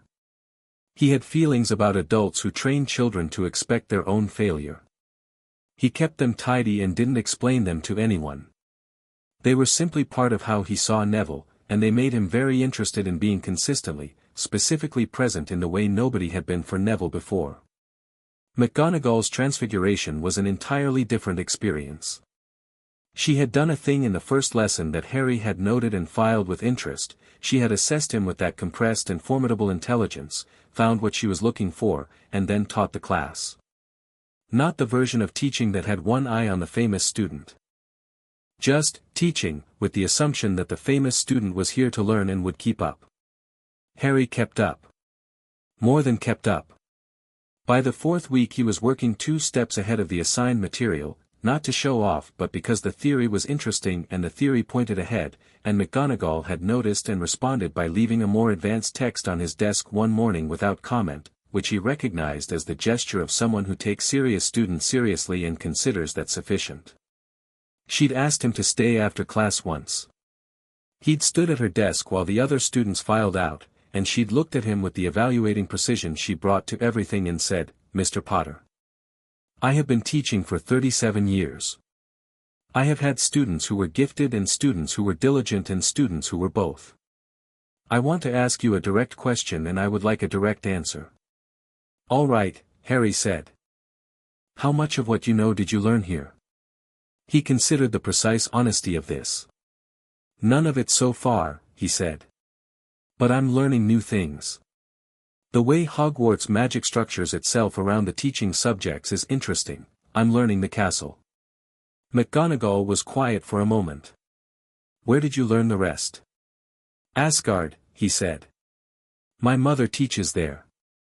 She was very still. "Your mother?" "Frigg," he said. "All-Mother. She's where I got the rune theory." He watched McGonagall's face make the journey from professional assessment to something much more complicated. "I'm not saying this to impress you. You asked for a direct answer." "I did," McGonagall said, in the voice of someone recalibrating. "Then, Frigg." She said the name carefully. "As in, yes." She looked at him for a long moment, with the expression of someone who has been teaching for 37 years and has just discovered their understanding of the field needs significant expansion. Then she straightened. "You will still complete all assigned work," she said. "Excellence does not make completion optional." "Of course," Harry said. "And if you have observations about the castle's foundational magic," a fractional pause, "I would be interested to hear them. In appropriate contexts." "I'll make notes," Harry said. She nodded, once, and that was that. But there was something different in her eyes when she looked at him after that, not less authority, something more akin to recognition, the specific look of a person who has found a type of serious that matches their own. The troll happened on Halloween. Harry smelled it before he heard it, a profound and specific wrongness, biological and dark, the kind of smell that had deep evolutionary resonance. He was in the great hall for the Halloween feast when the doors burst open and Quirrell came sprinting in with the look of a man delivering news he'd been hoping someone else would deliver, and shouted about a troll in the dungeons, and the hall went from festive chaos to productive chaos in approximately 4 seconds. Harry was already standing. He did a rapid piece of arithmetic. Troll in the dungeon meant Hermione was in danger, because Hermione was in the girls' bathroom on the ground floor and not at the feast because of something Ron had said about her being insufferable, which Harry had heard and thought was unkind but had been managing in the patient way he managed Ron's occasional thoughtlessness, waiting for a better moment than the middle of a feast. That better moment was going to have to wait further. He looked at Neville, who was on his feet too. "Stay with your house group," Harry said. "Where are you, getting Hermione?" He was out of the hall in 15 seconds, moving with the particular efficiency of someone who has spent years learning to move through spaces under pressure. The corridors were full of students being herded in the opposite direction, and he went against the current without difficulty, because the trick of moving through a crowd, as Thor had told him approximately 47 times during training, was that people got out of the way of things that moved like they already knew where they were going. He found the bathroom by following the smell, which by this point was substantial. He heard Hermione before he saw the troll, a sound from inside the bathroom, halfway between a scream and a very controlled attempt not to scream. The troll was already inside.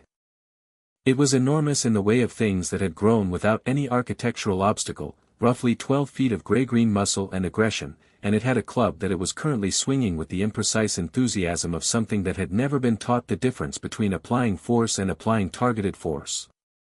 Hermione was in the corner beside a row of sinks, and she had her back against the wall and she was not screaming, she was watching the troll with wide eyes and the very specific focused stillness of someone running a very fast calculation about available options. Harry looked at the troll. The troll had not yet registered him. He looked at Hermione. "Get to the door," he said. Hermione looked at him with an expression that contained both profound relief and the beginning of curiosity about what he was going to do. She started moving laterally along the wall. The troll swung its club and smashed a row of sinks. Water sprayed across the floor. It hadn't looked at Harry yet. Harry reached for a rune. Not the wand was in his pocket and he'd use it if needed, but runes were faster and more fundamental, closer to the actual structure of things. He sketched ISA in the air with 2 fingers, ice, stillness, the word for a thing that stops, and put his will behind it the way Frigg had taught him, not forcing, insisting. The water on the floor froze solid in a radius of 5 feet around the troll's legs. The troll took a step and stopped, confused by the sudden grip on its feet. It looked down. Then it looked up, and found Harry. 12 feet of troll considered 11 feet of Harry Potter. Harry looked back with the calm assessment of someone comparing a problem to their available vocabulary for problems and finding it well within range. The troll roared and swung the club. Harry stepped inside the arc, too close for the club to gain speed, and slapped his palm flat against the troll's forearm with the heel of his hand carrying the rune Thurisaz behind it. Thurisaz was force, the giant's rune, the spike of directed power. The impact traveled up the troll's arm with a sound like a mallet hitting packed earth. The troll's arm dropped. 11 stone of magical stunned muscle folded around a simple mechanical fact, the forearm had ceased to function. The troll looked at its arm. Then at Harry. It seemed to be experiencing what Harry thought of as the creature equivalent of a reality check. Harry held its gaze and drew Nothas in the air between them, need, constraint, the rune of this is where you stop. He didn't push it as a command. He wrote it as a statement of fact. The troll sat down. Not fell, sat, slowly, like something running out of certainty, and then it was on the floor looking at Harry from a lower angle with an expression that Harry recognized, across all the significant biological difference, as a creature deciding that this particular situation was no longer worth the trouble. He stepped back and looked at Hermione, who was in the doorway with her hand on the frame and an expression he hadn't seen from her yet, not fear, past fear, the thing you feel after fear has passed through and left you in the strange bright clarity on the other side. "Are you hurt?" he asked. "No," she said. She looked at the troll, which was sitting on the wet floor looking profoundly discouraged.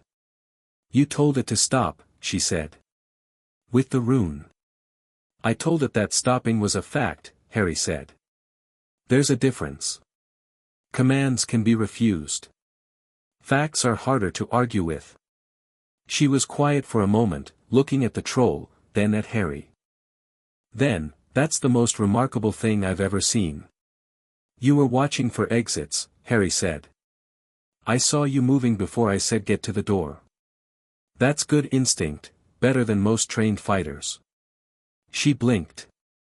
"I was just, good instinct," he repeated. "Don't dismiss it."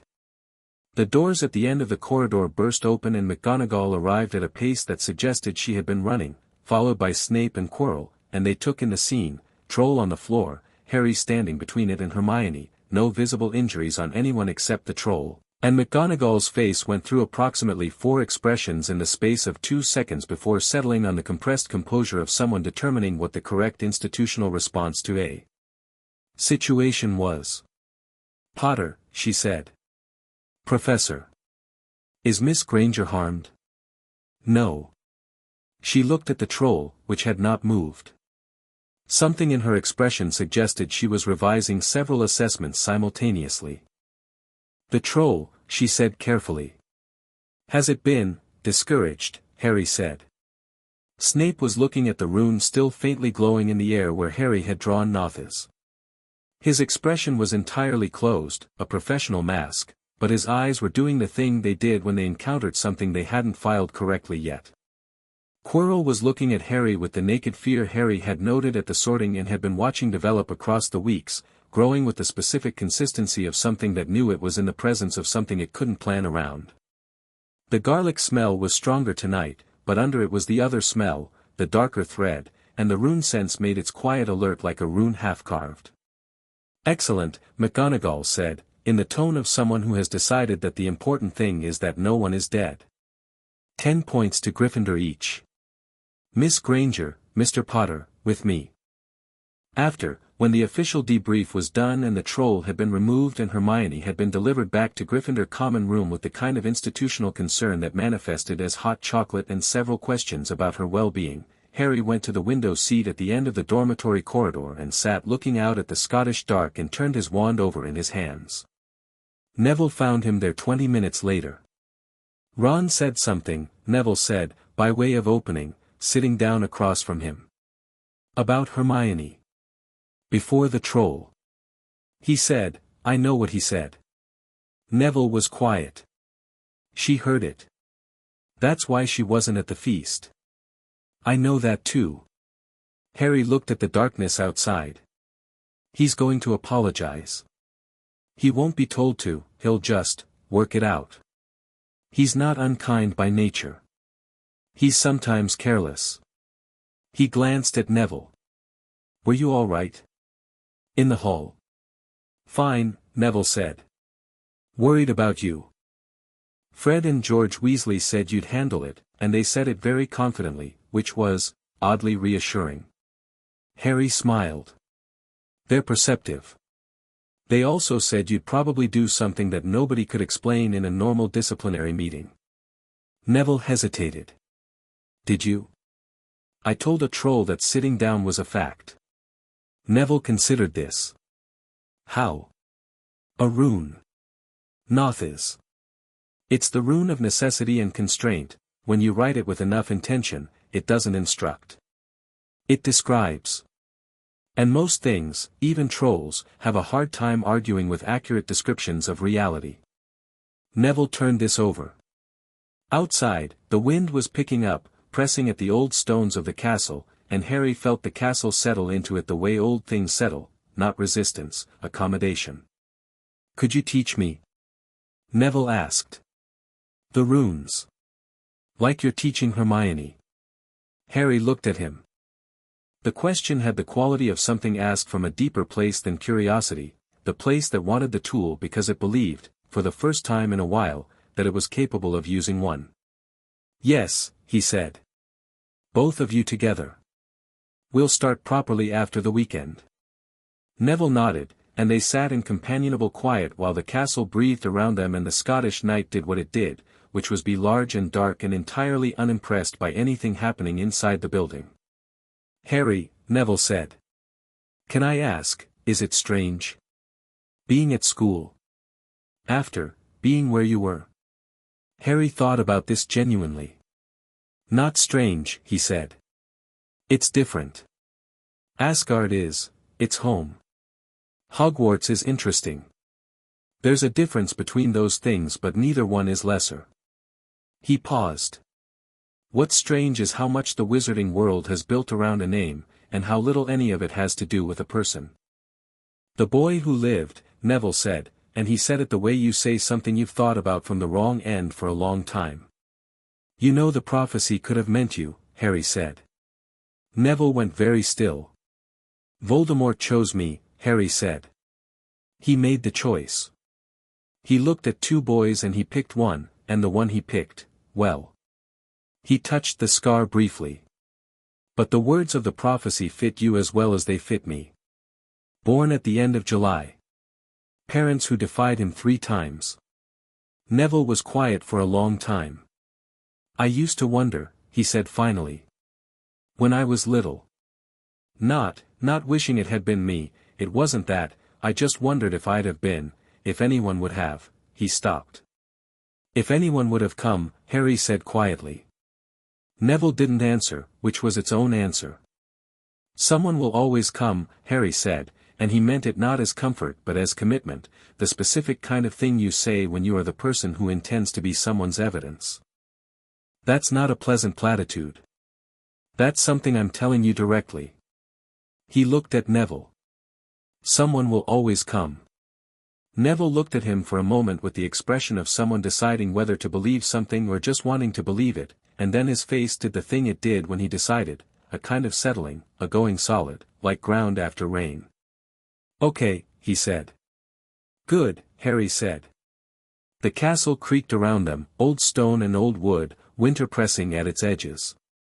Somewhere in the walls, deep in the structure where the founding magic ran like marrow in bone, something moved, the same something Harry had been noticing more each week, the awareness of runes so old they were more architecture than language, more intention than inscription.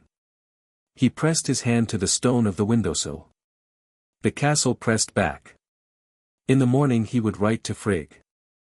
He would tell her about the runes in the walls and the way the castle responded and the soul fragment question and quarrel and the specific dark quality beneath the garlic smell that he was increasingly certain was not just illness. He would tell her about Hermione and Neville and the growing shape of things.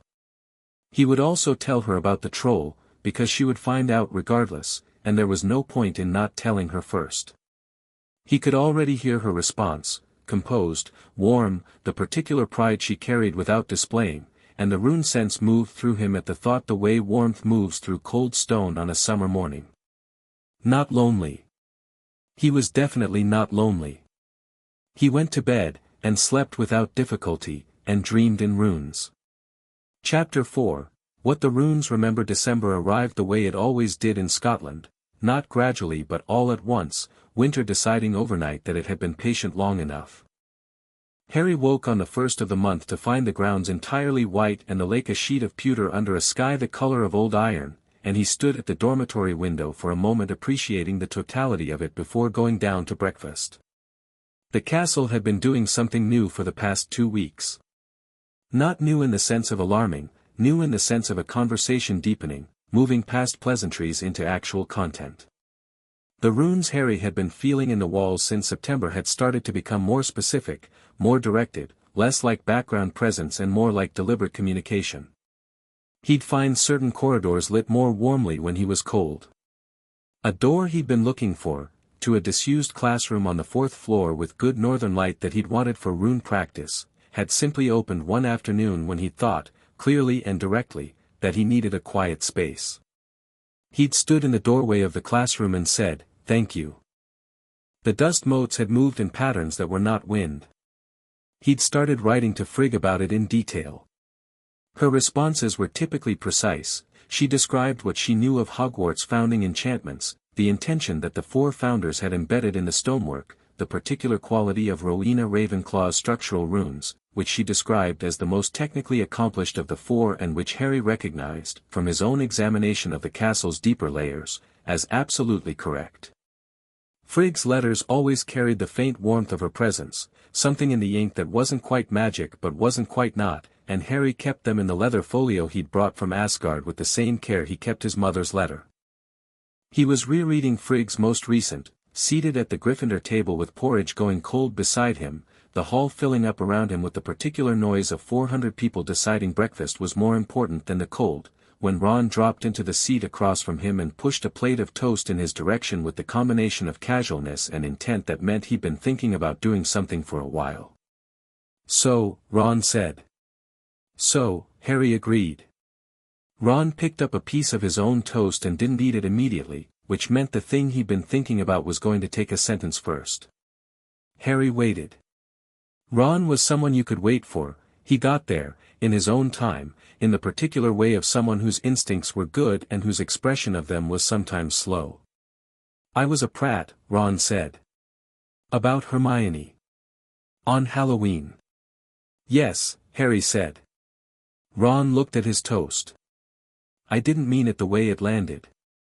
I just, She makes me feel stupid sometimes, and I said something instead of." He stopped. "Yeah. I was a prat." "She knows you didn't mean it to land that way," Harry said. "She's forgiven you." She's waiting for me to say it," Ron said. "Yes. Right."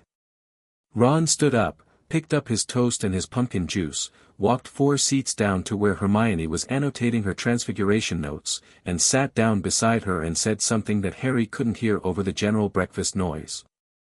Hermione looked up from her notes, listened, and then said something back, and Ron went slightly red, and she smiled, the small, honest one that wasn't her public smile, the one she kept for things she actually found warm, and went back to her notes but moved them slightly to make room for Ron's juice. Harry ate his porridge. Neville sat down on his right and looked at where Ron had relocated himself, then at Harry. "Did you do something?" "I waited," Harry said. Neville considered this. "Is that a skill?" "One of the most important ones." Harry folded Frigg's letter and put it away. "Ron's a good person. Good people usually find their way if you leave them the space for it." Neville absorbed this and filed it in the manner he'd developed over the past weeks, a kind of careful storage of things that contradicted what he'd been told by people who loved him but were sometimes wrong about him. Harry had noticed the filing process and thought it was one of the most encouraging things he'd observed at Hogwarts. Neville was building a new framework, slowly and carefully, from materials he was testing for accuracy. It was not flashy work. It was the most important kind. Their rune lessons had been running for 4 weeks by this point, Saturday mornings in the 4th-floor classroom the castle had provided, 3 of them around a large table with Harry's reference texts and their own notebooks. Hermione's progress was, predictably, exceptional. She'd mastered the Elder Futhark alphabet in a week, not by rote but by meaning, understanding each rune as a concept rather than a character, which was the foundational difference between someone who could spell words and someone who could speak them. She'd carved her first functional rune in the 3rd session, Laguz, water, flow, the rune of intuition, and it had glowed the same steady amber as Harry's first Fehu, and she'd looked at it with the expression of someone who has heard a piece of music that changed something. Neville was different but equally real. His hands were better with the carving than his spells were with the wand, something about the physical deliberateness of runework suited him, the way it required patience and attention to the material, the same qualities he brought to herbology. His first successful rune had taken 3 sessions of attempts, and when it finally held, Burkano, growth, becoming, the rune of careful development, it had glowed for 30 seconds instead of 3, pulsing warm and steady, as if making up for lost time. Harry had watched Neville's face during those 30 seconds and said nothing, because there was nothing to say that the rune wasn't already saying. The Quidditch match against Slytherin was on the 2nd Saturday of December, and Harry played Seeker the way he did everything, with complete attention and no particular interest in performing. He'd made the team in October. The tryout had been brief. Madame Hooch had released the snitch, Harry had tracked it by the rune sense before his eyes found it, and caught it in 11 seconds, which was not a record but was close enough that Oliver would have made a sound like a person whose prayers had been unexpectedly answered. He liked flying. It was, of all the physical things he'd learned, the most purely itself, no vocabulary beyond the movement, no framework needed, just velocity and air and the particular freedom of being somewhere that had no walls. He flew the way he moved through crowds, with the quality of someone who knew exactly where he was going, and opponents tended to have trouble predicting him because the rune sense let him read a second ahead of the present moment, not foresight exactly, more the awareness of trajectories, the way all things in motion were already partway through their next position. The match was cold and wet and the Slytherin seeker, a boy named Flint who had the quality of someone whose main tactical approach was to simply be larger than the problem, spent approximately 15 minutes trying to block Harry's line of sight before giving up and chasing the snitch himself. This was a mistake, because Harry wasn't chasing the snitch, he was waiting for it to tell him where it was going, which it did, in the rune sense way of reading trajectories, and when it committed to its path he went after it like a closing parenthesis. He caught it with one hand, barely looking, while approximately 40 feet below him a bludger that Flint had been hoping would be a problem sailed through the empty space where Harry had been. Gryffindor won by 230 points. Oliver Wood, upon landing, hugged Harry with the unself-conscious physical enthusiasm of a Scottish boy whose team had not beaten Slytherin in 3 years. Fred and George did a pass overhead at low altitude and shouted something congratulatory and rude in equal measure. Ron, in the stands, had been visible from the air as a small orange and red blur of sustained celebration. Harry handed the snitch to Madame Hooch and went to find his friends. In the changing rooms after, as the team was dispersing in the way of people who had collectively done something good, Harry paused on the way out and looked back across the pitch. The stands were emptying into the cold afternoon and the sky was doing something Scottish and dramatic with low clouds and horizontal light, and he stood there for a moment in the particular physical satisfaction of a body that had been working and was now resting.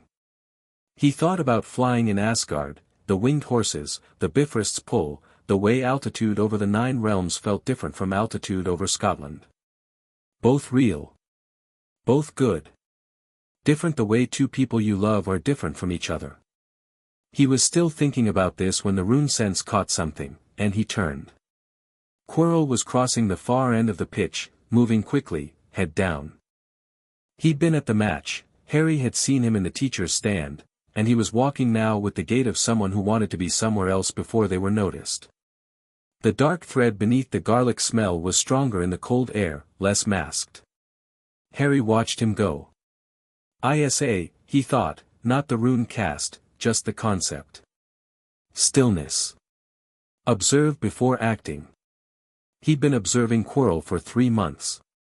What he had was this, a man who was frightened of Harry specifically, not of Harry's reputation but of Harry's perception, and under that fear something old and cold that wasn't Quirrell at all. The soul fragment in his own scar ached, faintly, on the occasions when he stood too close to Quirrell, like a resonance between two things of the same nature. He'd told Frigg in his last letter. Her response had been 3 sentences long, you already know what it is. Do not rush. You have time. Harry trusted Frigg's foresight the way he trusted gravity, not because it had never surprised him, but because its consistency meant he could build on it. He didn't rush. But he watched. The castle emptied for Christmas. Most students went home. The remaining few, Harry, Ron, Neville, the twins, a handful from other houses, rattled around the enlarged quiet of Hogwarts like pebbles in a larger vessel.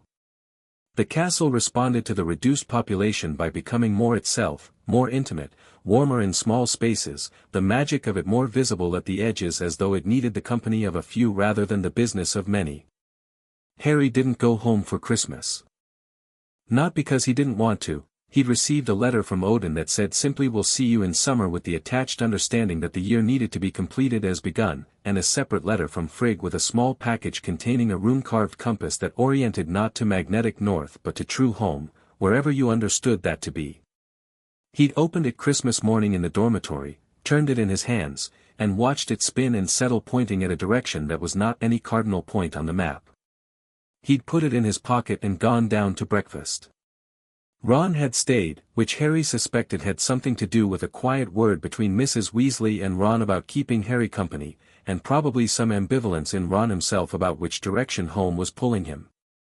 They played chess. Ron won, comprehensively, with the systematic pleasure of someone who has a genuine gift and is rarely given a worthy enough opponent to enjoy it, and talked about Quidditch, and explored the castle in the afternoons when the light was good.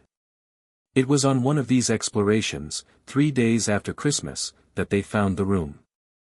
Or rather, Harry found the room, because the castle led him to it, down a corridor on the 3rd floor that the rune sense had been nudging him toward for a week with the particular persistence of something that has something to show you.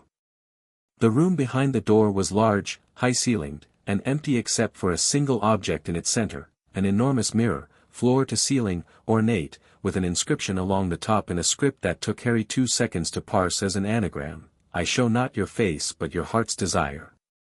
He stood in the doorway and looked at it. Ron, beside him, said, what is that? A mirror of desire, Harry said. Old enchantment. It shows you what you want most. He looked at the inscription again.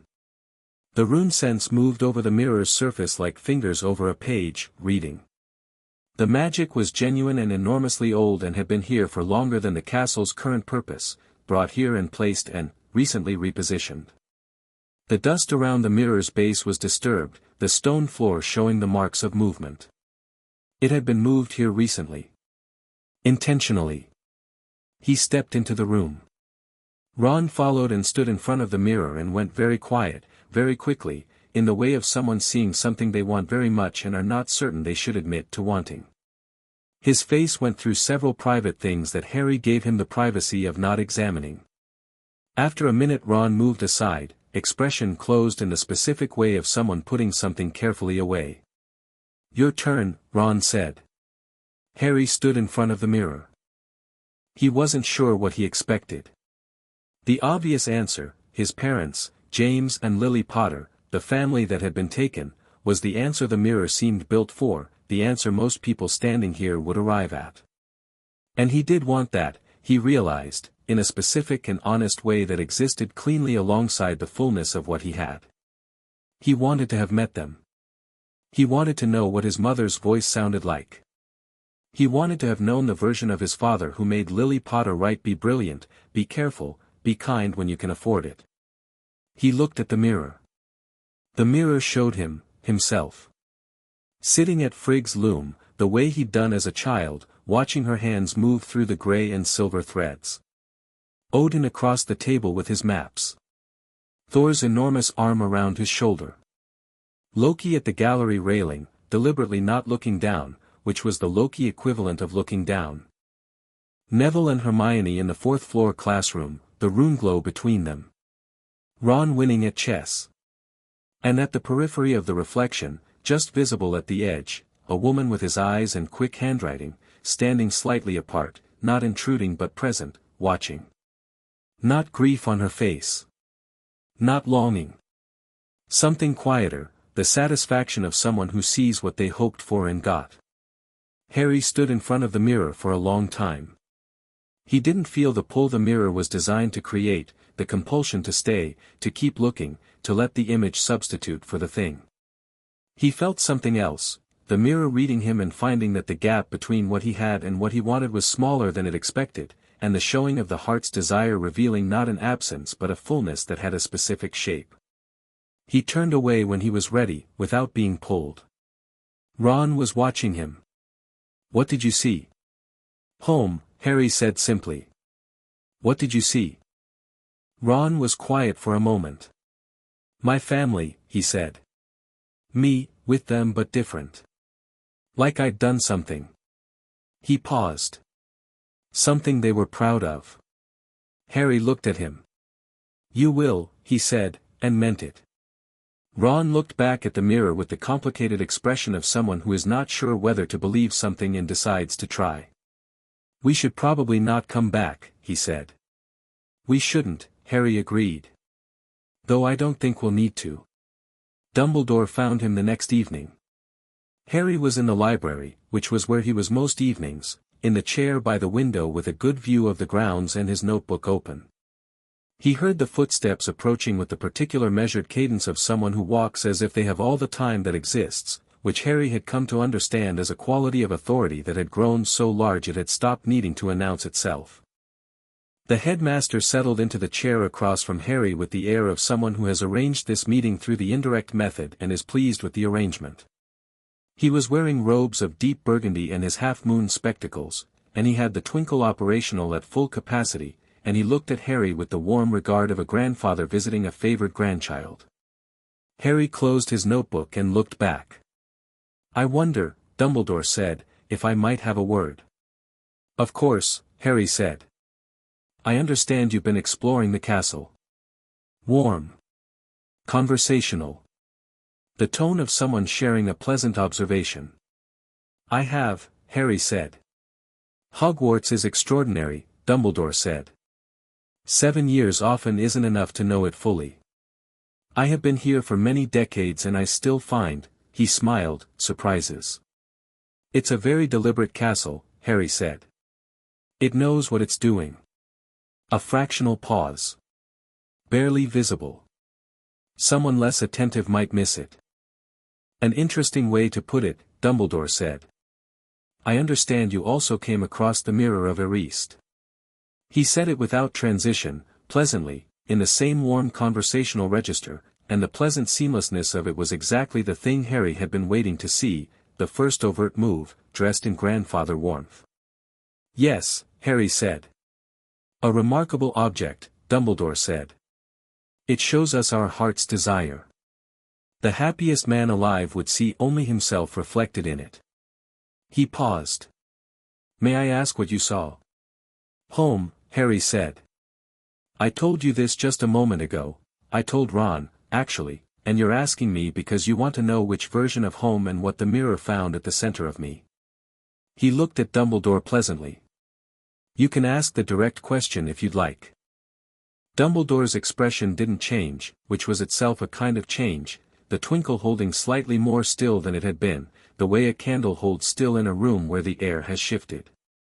Then, after a moment, he smiled, and this smile was different, a little, from the grandfather smile. Smaller and more honest. Very well, he said. Directly, I have been concerned about you, Harry. I know, Harry said. What do you know? That you've been concerned since the sorting, Harry said.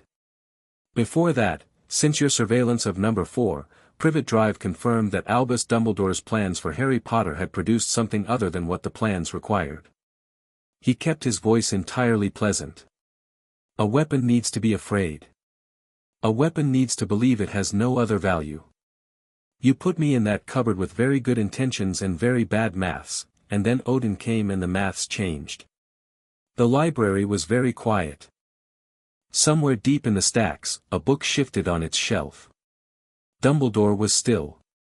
Not the performed stillness of authority but the genuine stillness of someone who is fully present and fully processing. When he spoke, his voice had lost the warm conversational register and become something more direct and more interesting. You read people the way you read runes, he said. Yes, Harry said. I should have anticipated that. He looked at Harry over his spectacles, genuinely, not paternally, the look of one intelligent person acknowledging another. You're not angry. No, Harry said. Your intentions were real. The belief that the greater good justified a child's suffering, he paused, that belief is wrong, but it wasn't casual. You genuinely thought it was the only way. And now? Dumbledore said. Now I'm here, Harry said. And I'm not what you designed. And you're choosing, right now, between adjusting your model and doubling down on the original plan. He looked at Dumbledore steadily. I'm curious which one you'll pick. A long silence. The library was still with the specific stillness of a place where an important thing is being decided. Dumbledore looked at Harry with an expression that had nothing grandfatherly in it at all, just a very old, very brilliant man looking at something that had outgrown its container and deciding how to feel about it. You know about the Horcruxes, he said. I know about the one in my scar. I know there are others. I have been, Dumbledore paused, and for the first time Harry saw something that might have been something like regret, not performed, not positioned, just there, briefly, like a door opening. I have been moving toward a particular conclusion about what would be required. In the end. The conclusion that I need to die, Harry said. Dumbledore didn't answer, which was its own answer. I'm not going to, Harry said. Not in the way you mean. The soul fragment is a problem I'm solving. The other Horcruxes are a problem I'll solve. Voldemort is a problem I'll solve. His voice was not cold, not heated. It was simply accurate. Not because prophecy demands it. Because it's right, and because Midgard is mine to protect, and because he made a choice that hurt a great many people who didn't deserve it and he will be held to account for that. He paused. But I will not be a sacrifice on the altar of the greater good. Not for you. Not for anyone. Dumbledore was quiet for a long moment. He looked at his hands, folded in his lap. When he looked up again his eyes were different. The twinkle was there but it sat differently, less like a strategy and more like something genuine. I have spent a great many years, he said slowly, believing that my role was to know what others could not know and make the decisions they could not make. That wisdom was its own form of weight, and I have perhaps carried it in ways that did not serve the people it was meant for. Yes, Harry said. Not unkind. Not forgiving exactly, more like honest. I don't think, Dumbledore said, that I can simply step aside from the shape of the plans I've made. They are in motion. Some of them I don't control. I know, Harry said. I'm not asking you to. I'm asking you to be honest about what they are. He looked at Dumbledore steadily. I can work with honest. I can plan around honest. What I can't use is the version of this where you give me warmth and half-truths and call it protection. Another silence. Dumbledore looked at Harry, and Harry looked back, and the library held them both in the way of an old place that has witnessed many important conversations and knows how to hold the weight of them. You said your mother is Frigg, Dumbledore said finally. Yes. Then you have the foresight. Some of it, Harry said. Mostly I can read what's woven into the present. The future is Frigg's domain. She tells me what I need. And what do you need? Dumbledore asked. It was the most genuine question he'd asked in the entire conversation. Harry thought about this carefully, because it deserved care. I need you to stop trying to manage me and start trusting me to handle what I'm built to handle, he said. I need you to tell me the things you know about Voldemort and the Horcruxes, not because I can't find them myself, but because your knowledge is useful and cooperation is more efficient than working around each other. He paused. And I need you to understand that my way forward doesn't require my death. You'll need to let go of the version of the story where it does. Dumbledore absorbed this. He was quiet for a long moment, and in the quiet Harry felt the rune sense move over him, not intrusively but the way it moved over everything, reading what was underneath. What was underneath Dumbledore was a thing that Harry recognized, a person who had been carrying a weight for so long that they had restructured themselves around the shape of it, and the weight was grief, old grief, the kind that had made its decisions early and stuck to them across decades and called it wisdom. I will consider what you've said, Dumbledore said. Not agreement, but not dismissal either. Something in between that was more honest than either. That's all I'm asking, Harry said. Dumbledore rose, and for a moment he stood beside Harry's chair looking at him with an expression that Harry thought was the closest to unguarded he'd seen. You know, he said, you remind me of someone. Who? Dumbledore smiled, and this time it was small and wry and tired and genuine. Someone I should have listened to, he said. Good night, Harry. Good night, sir. He listened to the footsteps recede down the library aisle, measured and unhurried. Then he opened his notebook and started writing a letter to Frigg, because she would want to know about this and because writing to her helped him think clearly, organize the pieces into something he could look at properly. He wrote, the conversation happened. He's not what I expected, which I think is also not what he expected me to say. He's genuinely brilliant and genuinely wrong about the important thing, and the two are connected in a way that makes it complicated. I think he might be willing to update. I'm not certain. He paused. Then wrote, the mirror showed me home. All of it. You and Father and Thor and Loki and Hermione and Neville and the compass pointing at something that isn't a direction. I know what the mirror is supposed to do, create a need, an absence, a wanting. It couldn't find enough absence in me. I think that's your fault. Thank you for that. Write back when you can. I'm going to go think about Quirrell. He folded the letter and sealed it and carried it to the Ollery, where the cold hit him like a wall and the owls watched him with the enormous self-possession of creatures who had decided that the middle of the night was the correct time for correspondence. He sent it with one of the school owls, watched it go, and then stood at the Ollery window looking out at the grounds. The snow was still there, blue-white in the dark, the castle's shadow cutting across it in a clean edge. The lake was invisible. The forbidden forest at the ground's edge was a black mass, thick and specific, and Harry stood looking at it with the rune sense feeling for anything that moved in it. The centaurs were in there, he knew, and they knew things about the stars and prophecy that he wanted to talk to them about, when the time came. The time was not yet. He could feel the shape of things, not the precise foresight Frigg had, but the awareness of threads, which ones were taut and which had slack. Quirrell was tight. The stone was tight. Whatever Dumbledore had hidden on the forbidden corridor 3rd floor, and Harry knew about it, because the castle had shown him the door and shown him the weight of magic behind it, that was taut. But not yet. He pressed his hand to the cold stone of the Ollery wall and felt the castle acknowledge him all the way from here, all the way up through the foundations and the walls and the breathing of old corridors. Berkano, he thought. Not cast. Just felt. Growth. Beginning. The rune that opens things. The winter dark was large and quiet and full of the particular potential of things that had not happened yet. He went back to bed, slept without trouble, and woke at 6 when the light came through the dormitory window and the rune sense was already moving over the castle's morning like a familiar song.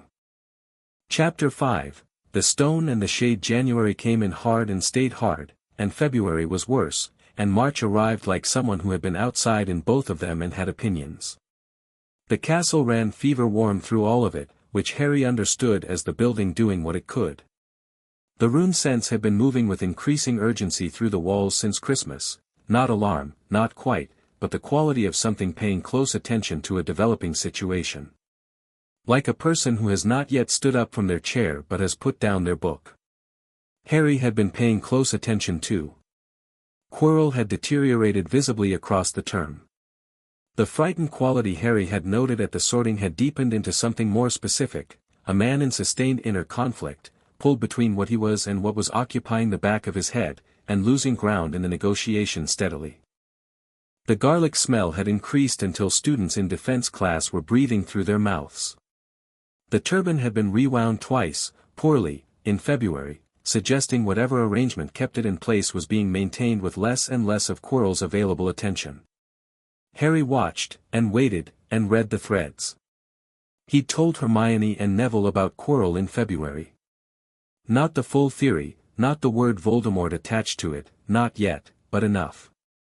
He'd sat them down in the 4th floor classroom on a Saturday morning before rune practice and told them that Quirrell was a person in serious trouble and that the trouble had implications for something hidden in the school, and he'd watched them both process this with the specific quality they each brought to difficult information.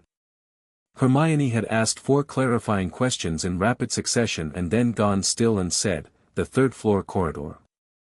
"Yes," Harry said. "Dumbledore specifically told us not to go there," she said. "Which means he knows there's something there. Which means the something there is either his or he's protecting it." "Both," Harry said.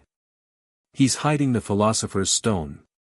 Nicholas Flamel's stone. It produces the elixir of life." Hermione stared at him.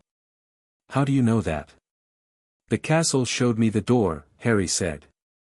"The weight of magic behind it has Flamel's signature in it. There's a specific runic quality to his work that shows up in the alchemical texts, and the castle let me feel the edge of what's behind the door without opening it." He paused. "Also Frigg confirmed it in her last letter." "Your mother wrote to you about the Philosopher's Stone," Hermione said.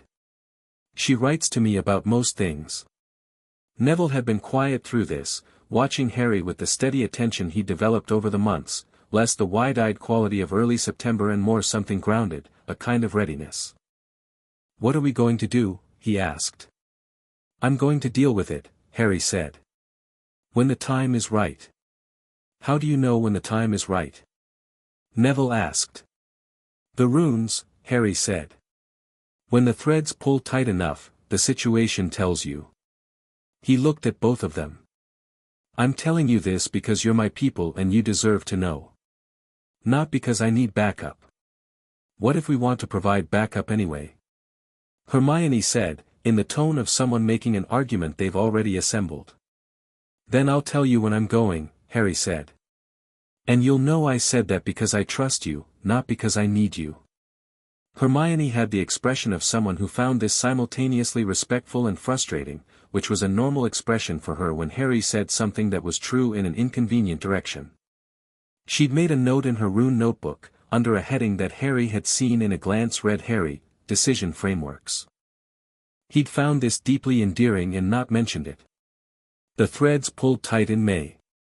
It happened the way Frigg had described foresight working, not a vision, not a voice, but a sudden complete clarity, the way a room becomes clear when someone opens the curtains. Harry was at breakfast on a Tuesday morning in mid-May, eating toast and half-reading a letter from Thor that described a minor skirmish with frost giants in a way that made it sound approximately as serious as a Quidditch match, and the clarity arrived and he put down the toast. Quirrell wasn't at the staff table. He'd been there Monday morning.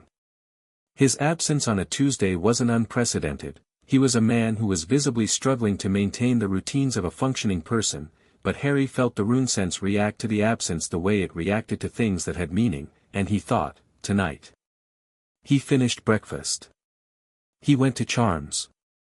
He got through the day in the ordinary way of a person who knows something is coming and has decided that the interval before it arrives is not improved by anxious attention.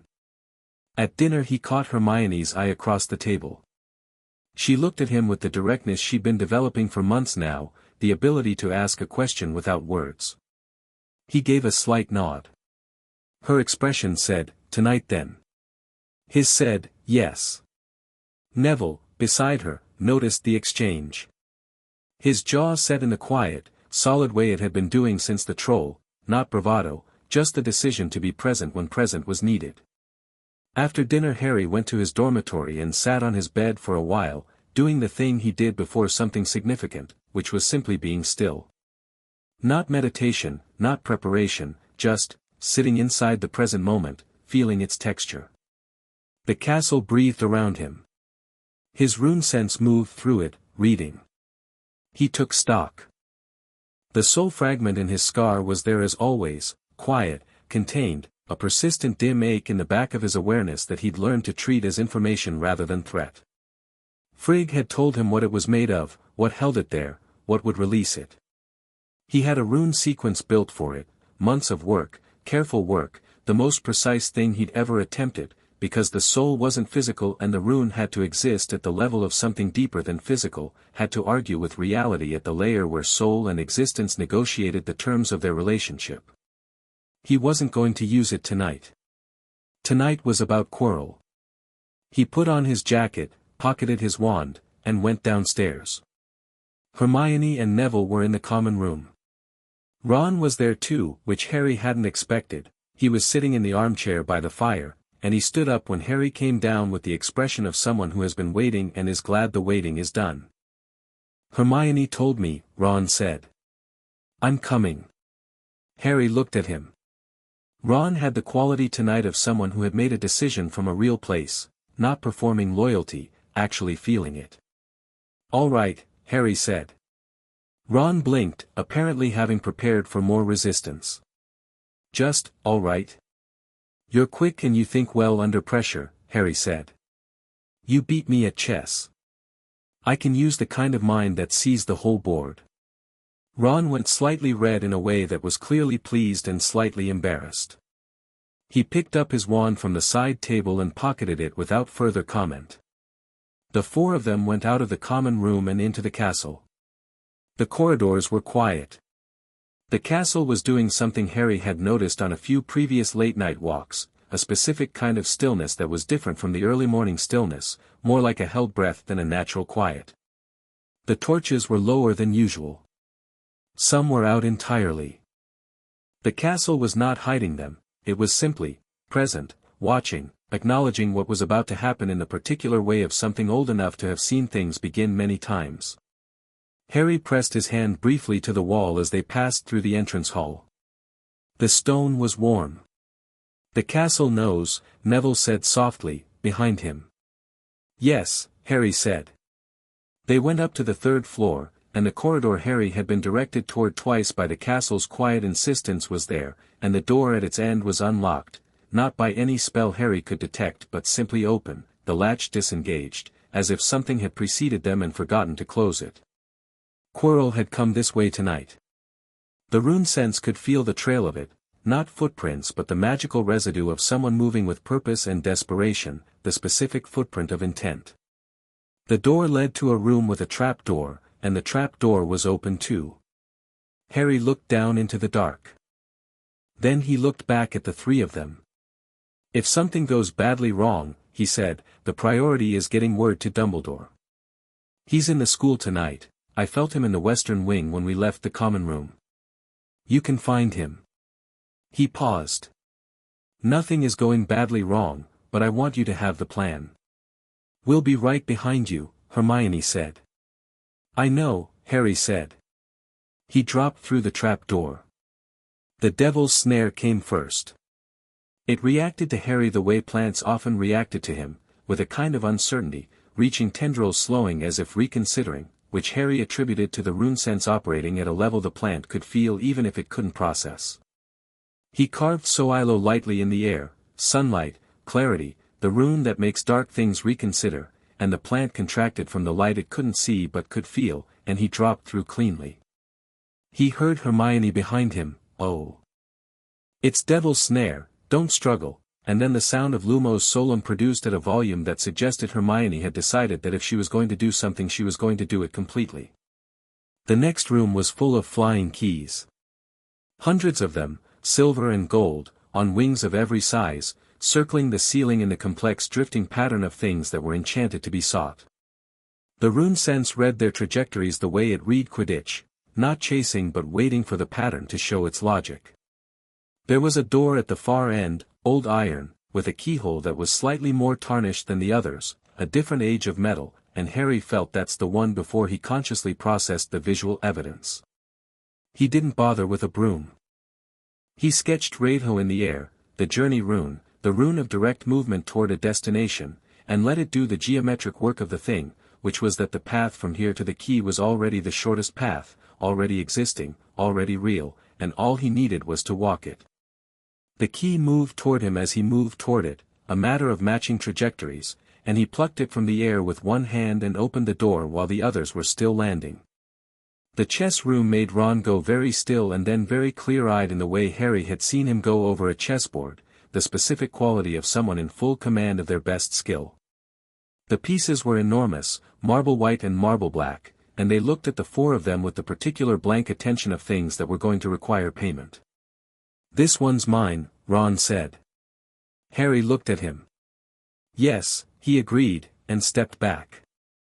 What followed was 15 minutes of chess at a level Harry watched with genuine respect. Ron didn't play it safe, he played it correctly, which was different, making sacrifices that hurt to watch because they were exactly right, trading with the precision of someone who understood that the board's overall state mattered more than any individual piece. He lost his knight early and a rook in the middle and a bishop toward the end, and the marble pieces fell with tremendous crashes that shook the floor, and he watched each fall with the face of someone who knew it was the right call and made it anyway. When the Black King tipped, Ron exhaled and turned to the others with the slightly dazed expression of someone returning from full concentration. Good. Harry said. Good, Ron said. Then, looking at the fallen pieces, mostly good. The troll room was already cleared, Quirrell's work, the troll unconscious against the wall, which told Harry that Quirrell had been through recently and moving fast. The potions room was Snape's, the logic problem Hermione parsed in under 2 minutes with the satisfaction of someone given a problem they are exactly equipped for. There's only enough of the forward potion for one, she said, holding up the small bottle.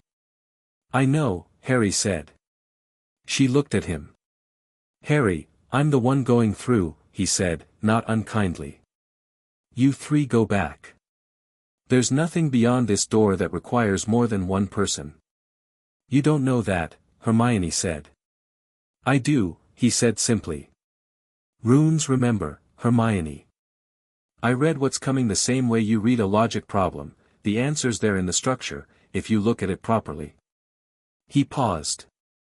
The three of you going back is the correct move. Ron needs to be looked at, his arm took a piece falling. And someone needs to go for Dumbledore. Ron looked down at his arm, which had a bruise developing from where a marble piece's shoulder had caught him. He'd apparently not mentioned this. It's not bad, he said. I know. But it's the right reason. Harry looked at all three of them.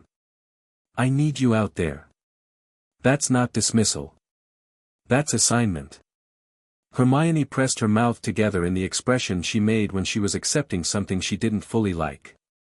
Then she crossed the space between them and hugged him, quickly and firmly, the way she'd started doing when something felt important.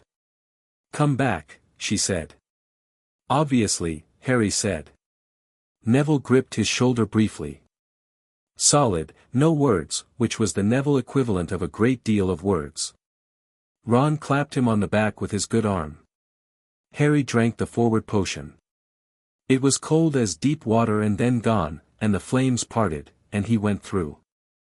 The final chamber was cool and quiet and smelled of stone that had not had air move through it in a long time.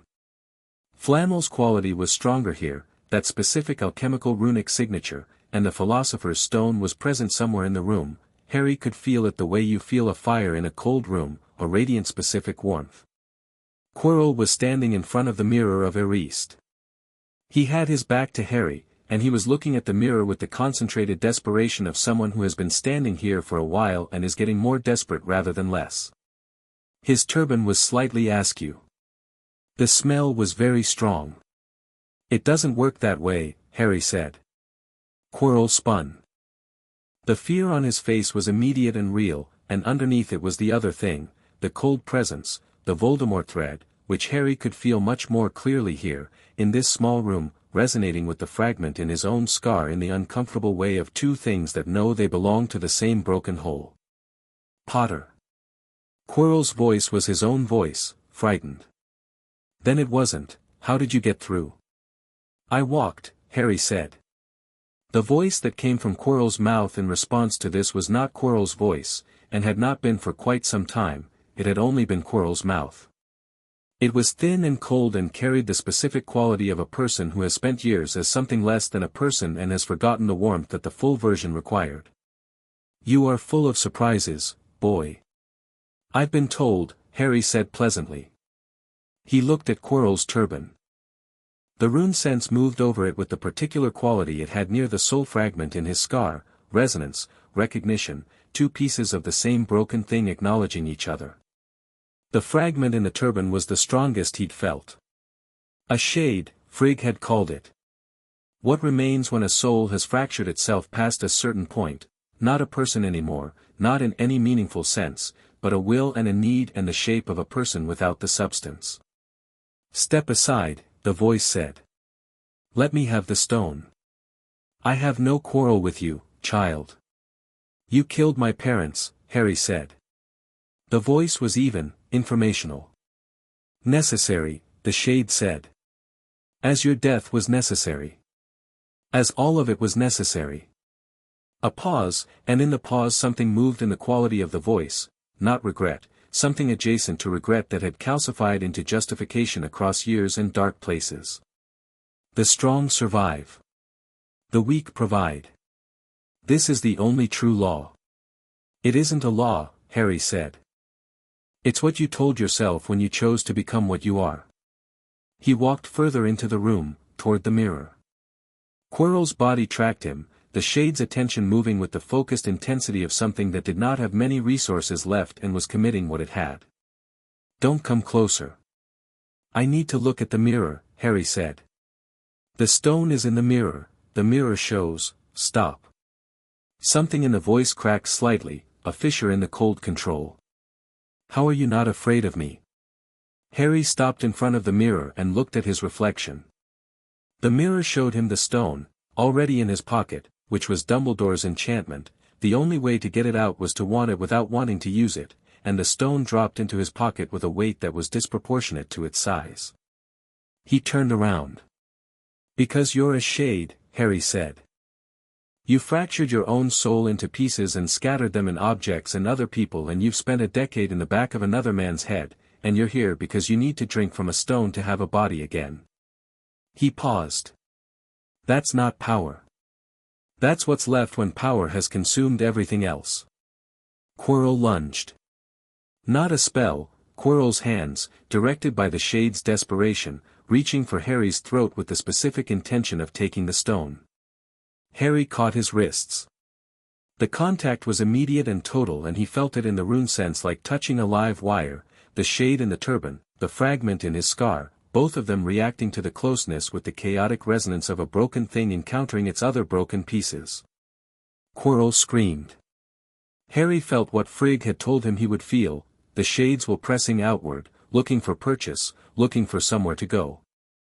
It found the fragment in Harry's scar and moved toward it with the instinct of water finding water. Harry let it approach. Let it get very close. And then he wrote ISA, not in the air, not on a surface, but in the space between himself and the shade, in the dimensional gap where intention lived, and the rune landed in the shade like a key in a lock. Stillness. Not a wall. A fact. You are still. You are cold. You have run out of forward. Quirrell's skin where Harry held his wrists had gone white, then translucent, then was beginning to show the fine lines of something breaking down from the inside. Harry held on. Not out of cruelty, out of necessity, the same necessity that was the meaning of Nothis, the recognition that some problems required contact to resolve. You killed a man, Harry said to the shade. He wasn't speaking to Quirrell. Quirrell was barely present by now, a person eroded to residue by sharing space with something that took up all the room. He was speaking to the thing that had made choices. James Potter. Lily Potter. Many others. You carved yourself apart trying to live past the consequences of those choices and you still haven't managed it. The shade pressed at the ISA and found it everywhere. The rune sense told Harry that the fragment in the turban was loosening, not from Quirrell's head but from existence itself, the anchoring failing. I will come back, the shade said, and the voice was very thin now, the cold in it genuine, the cold of something that had less and less substance to speak through. I always come back. You cannot kill what has. I'm not killing you, Harry said. I'm telling the truth about you. He pressed ISA deeper, one layer below intention, down into the layer where things decided whether to exist. You are a will without a life. You are the decision to survive stripped of everything that made survival worth choosing. You are not the most powerful dark wizard of the age. You are what's left of him. Quirrell collapsed. Harry lowered him to the floor, controlled, not a fall. The man was still breathing, barely, and the quality of it was the breathing of someone who had been vacated, a house with the lights suddenly out, but he was alive, and Harry put him down carefully and then stood. The shade was in the air. Not a body, it had never been much of a body, but a presence, a shape in the room, cold and thin and pressing outward in all directions with the last of what it had. Harry looked at it directly. 3 things, he said, because it seemed right to say something real to something that had been a person. Tom Riddle was brilliant. He could have been extraordinary. What he chose instead was this. He gestured at the room, at Quirrell's crumpled form, at the thin cold presence of a shade. The 3rd thing is that you're going to go now, and not because you're destroyed but because there is nothing left here for you to attach to, and where you go after this is a matter for powers older than either of us. The shade pressed at the air, at the room's stone walls, looking for purchase, and found none. Harry had carved off Allah on his way into the room, while Quirrell's back was turned, inheritance, home, the rune of reclamation. The room had accepted it and the stone had made it real and the shade was in a space that had been defined, clearly and permanently, as belonging to something it could not take. It dispersed. Not dramatically, no thunder, no light. The way a breath disperses in cold air, thinning until absence and presence became indistinguishable and then it was simply gone, and the cold in the room was just the cold of deep stone and not the cold of something that had chosen to stop being human. Harry stood in the silence for a moment. The stone was in his pocket. Quirrell was breathing on the floor.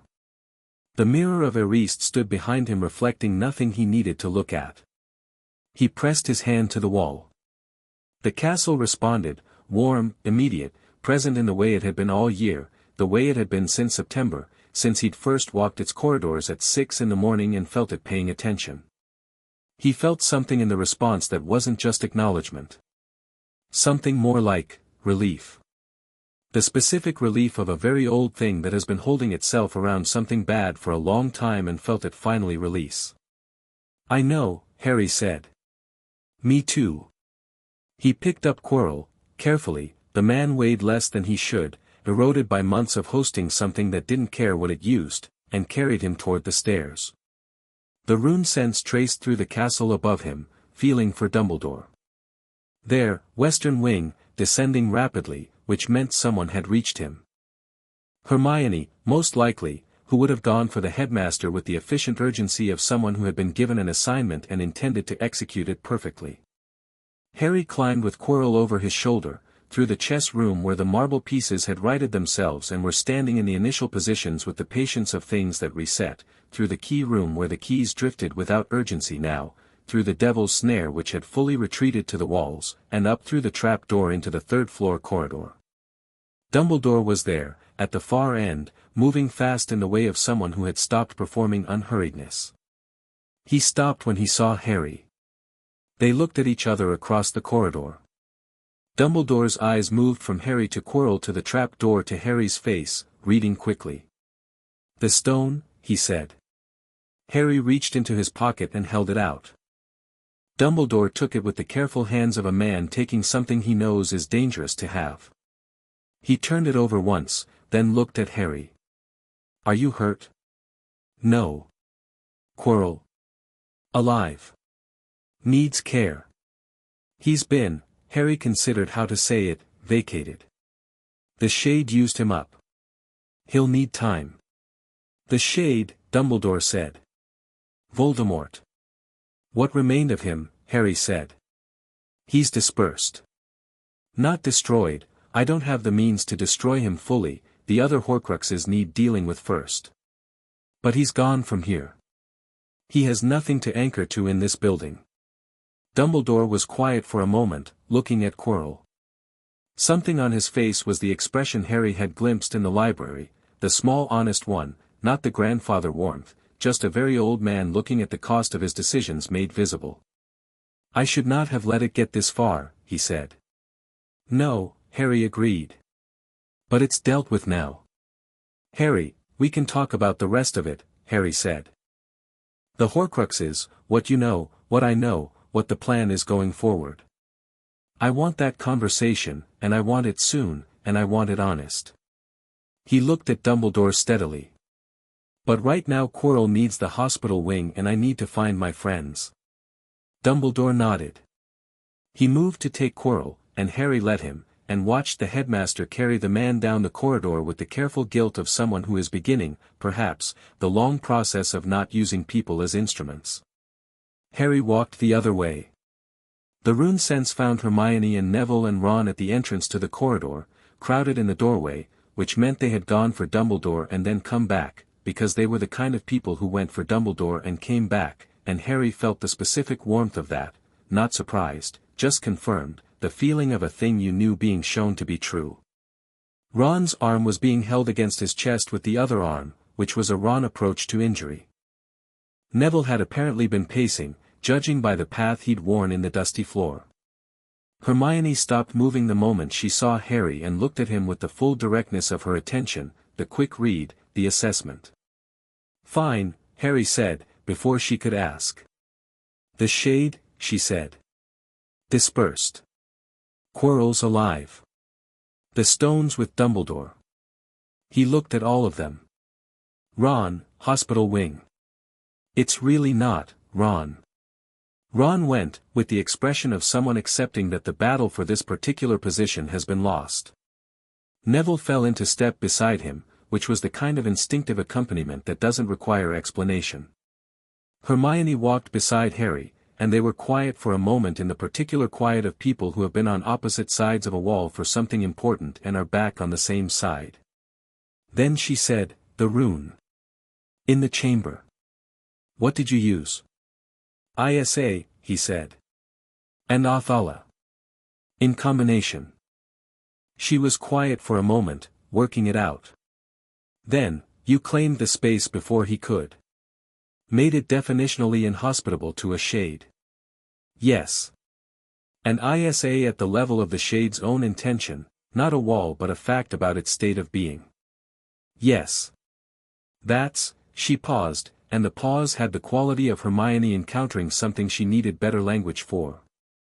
That's beyond anything in the books I've read. Most of what I do is, Harry said. Not boastfully, accurately. I know, she said. I'm going to figure it out anyway. I know you are, Harry said. That's why I'm teaching you. They went through the entrance hall and up the main staircase, and the castle was warm around them, and the torches were bright, and somewhere in the walls the deep structural runes ran their permanent, patient language like the breathing of something enormous and old and fundamentally on their side. Harry pressed his hand to the banister as they climbed. The warmth was immediate. The feeling that came through it was not a word but had the shape of one, the shape of Berkano, growth, becoming, the slow irreversible opening of potential. He walked up into the lit castle with his hand trailing the banister and his friends beside him and the stone no longer weighing his pocket, and he felt exactly as large as himself and not a fraction less. Chapter 6. What gods carry home? The hospital wing at 2 in the morning had the specific quality of a place that was designed for crisis and was currently between them, the aftermath quiet, medicinal and soft, the kind of stillness that follows urgency the way a shore follows a wave. Madame Pomfrey had Ron's arm sorted in 20 minutes, producing a series of sounds that were not quite words but communicated clearly that students sustaining injuries in forbidden corridors was a category of event she considered a personal affront. Ron bore this with the patience of someone who has 4 older brothers and has therefore had a great deal of practice receiving medical attention delivered alongside editorial commentary. Harry sat in the chair beside Ron's bed while Pomfrey finished, and Neville sat on the next bed over, and Hermione was in the chair beside Harry's chair with her notebook, which she'd produced from somewhere. Harry had stopped being surprised by Hermione's notebook appearing in unexpected locations, and was writing with the focused energy of someone processing events by documenting them. You should all be sleeping, Pomfrey said, to the room generally, in the tone of someone who knows this is not going to happen but needs it on record that she said it. Absolutely, Harry agreed pleasantly. She looked at him, seemed to decide that this was a battle the terrain did not favor, and went back to her office with the dignity of someone making a strategic withdrawal. Ron flexed his newly healed arm experimentally. So, he said. Voldemort. What remained of him, Harry said. Yes. And you just talked at him. Mostly. While carrying him in Quirrell's head. His shade was in Quirrell's head, Harry said. Technically. Ron looked at the ceiling with the expression of someone updating their understanding of several things simultaneously. Right, he said. And now he's gone. From here. Not permanently, not yet. The other Horcruxes need handling first. He'll reform somewhere eventually, attached to something. But it'll take time, and when he does come back he'll have less than he had tonight, because losing a shade this strong costs him. Harry paused. We have time. Months, probably more. The path is clearer than it was. Hermione looked up from her notebook. The other Horcruxes, she said. How many? 6, total, not counting the one in my scar or the shade that was Quirrell. He made the scar fragment accidentally, a byproduct of what happened when his killing curse rebounded off whatever my mother did when she died. He said this in the level tone he'd developed for facts about his own history, not cold, just accurate. 5 known objects. Frigg has a list. I have a copy. Hermione wrote something. Neville looked at Harry. Your mother died protecting you, Neville said. It wasn't a question, but there was something in how he said it, the specific weight of someone who understood parental sacrifice from a different angle, the angle of parents who hadn't died but were unreachable anyway, sitting in St. Mungo's without recognizing their son's face. Yes, Harry said. Old magic. Love as a ward, not metaphorically. Literally, structurally, the same principle as a rune. She made herself the living inscription of protection, and when she died it transferred to me. Voldemort's curse hit it and bounced back. He looked at Neville. It's the same principle as Olgi's. Protection as an act of complete intention. Neville was quiet for a moment. Then, she was brilliant. She was, Harry said. The four of them sat with this for a moment in the way you sit with things that are both sad and good, that occupy the same space without cancelling each other out. Then Ron said, "Fred and George are going to be furious they missed it." The tension broke.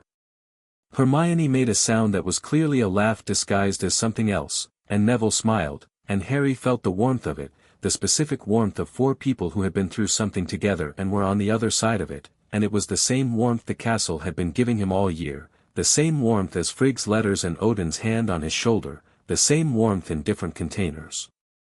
He carried all of it the same way. Dumbledore came to the hospital wing the next morning. He came alone, without the grandfather warmth at full operational capacity, which Harry took as a meaningful choice.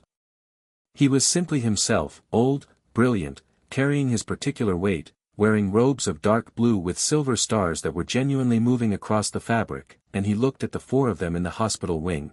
Pomfrey had insisted on keeping them overnight for observation, which they'd collectively decided was reasonable, with the expression Harry had last seen in the third-floor corridor. "How are you feeling?" he asked, directing this at all of them with a genuine quality that made it a real question. Ron said fine. Neville said fine. Hermione gave a specific and accurate assessment of her physical and psychological state that took 30 seconds and made Dumbledore blink. Harry said, "Sit down." Dumbledore sat, which told Harry something about where he was this morning. He pulled a chair to the end of the nearest bed and sat in it as a person, not as a headmaster, not as an architect of plans, just a man in a chair in the morning light. "Quirrell," Harry said. "Alive. Recovering." The process of disentanglement was apparently quite thorough. "He remembers very little of the past year." Dumbledore's voice was level. "I have arranged for his care. He was not, he made choices, but the choice that cost him most was the one Voldemort made for him at a certain point." A pause. "I take some responsibility for that." "You sent him to find Voldemort in the first place," Harry said. Dumbledore looked at him. "You knew that." "I knew it was likely." "You sent several people, over the years, to track Voldemort's movements. Quirrell was one of them and came back wrong." Harry's voice was not accusatory. It was simply the voice of someone laying out a record. He was weaker than Voldemort expected and more useful as a vessel than as a reporter. "Yes," Dumbledore said. Plainly. No elaboration. "All right," Harry said. Dumbledore looked at him for a moment. "You're not going to push." "I've said what I want to say about that kind of decision-making," Harry said. "Repeatedly, it costs people who weren't the decision-maker. You know that. You've always known it and decided the alternative cost was higher." He paused. "I think you're reconsidering whether you've been calculating correctly." "I am," Dumbledore said, in the quiet way of genuine admission. Hermione's quill had stopped moving. She was listening with all of her considerable attention. "The Horcruxes," Harry said. "Tell me what you know." Dumbledore looked at him for a moment, and then at the three others, and then back at Harry, and he began to talk. He talked for 40 minutes, and what came out was the accumulated research of years: Slughorn's memory, the diary, the ring, the locket, the cup, the diadem, the snake. He laid it out with the precision of someone who has been carrying information for a long time and finds the carrying lighter once it's shared. Harry listened, and Hermione wrote, and Neville listened in the way Neville listened, completely, with the still gravity of someone who understood that attention was a form of respect. Ron said very little, but Harry caught him, twice, making small sounds of comprehension at moments when new information connected to something he'd been thinking about, the chess player habit of seeing how pieces affected the board. When Dumbledore finished there was a silence. Then Harry said, "The diary was already destroyed." Dumbledore looked at him sharply. "How did you?" "Frigg's foresight covers things that have already happened as well as things that haven't," Harry said. "There's a chamber of secrets under the school, and there was a basilisk in it, and 2 years ago a student was nearly killed by the diary Horcrux. It was destroyed in the process of ending the basilisk." He paused. "That was Neville's year." Neville looked at him. What? Year after next. Ginny Weasley, Ron's sister, is going to be the mechanism for it. The diary will possess her. The chamber will open. He looked at Ron. She'll be all right. The diary will not. Ron had gone slightly pale. You know this. Frigg knows it. She told me because knowing it is more useful than not knowing it. Harry looked at him steadily. She'll be all right, Ron. That's not comfort. That's fact. Ron held his gaze, and something in him that had been tensing slowly released. He nodded.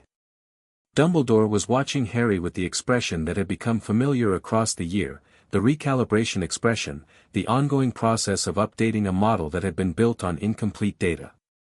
You have a plan, he said. The beginning of one, Harry said.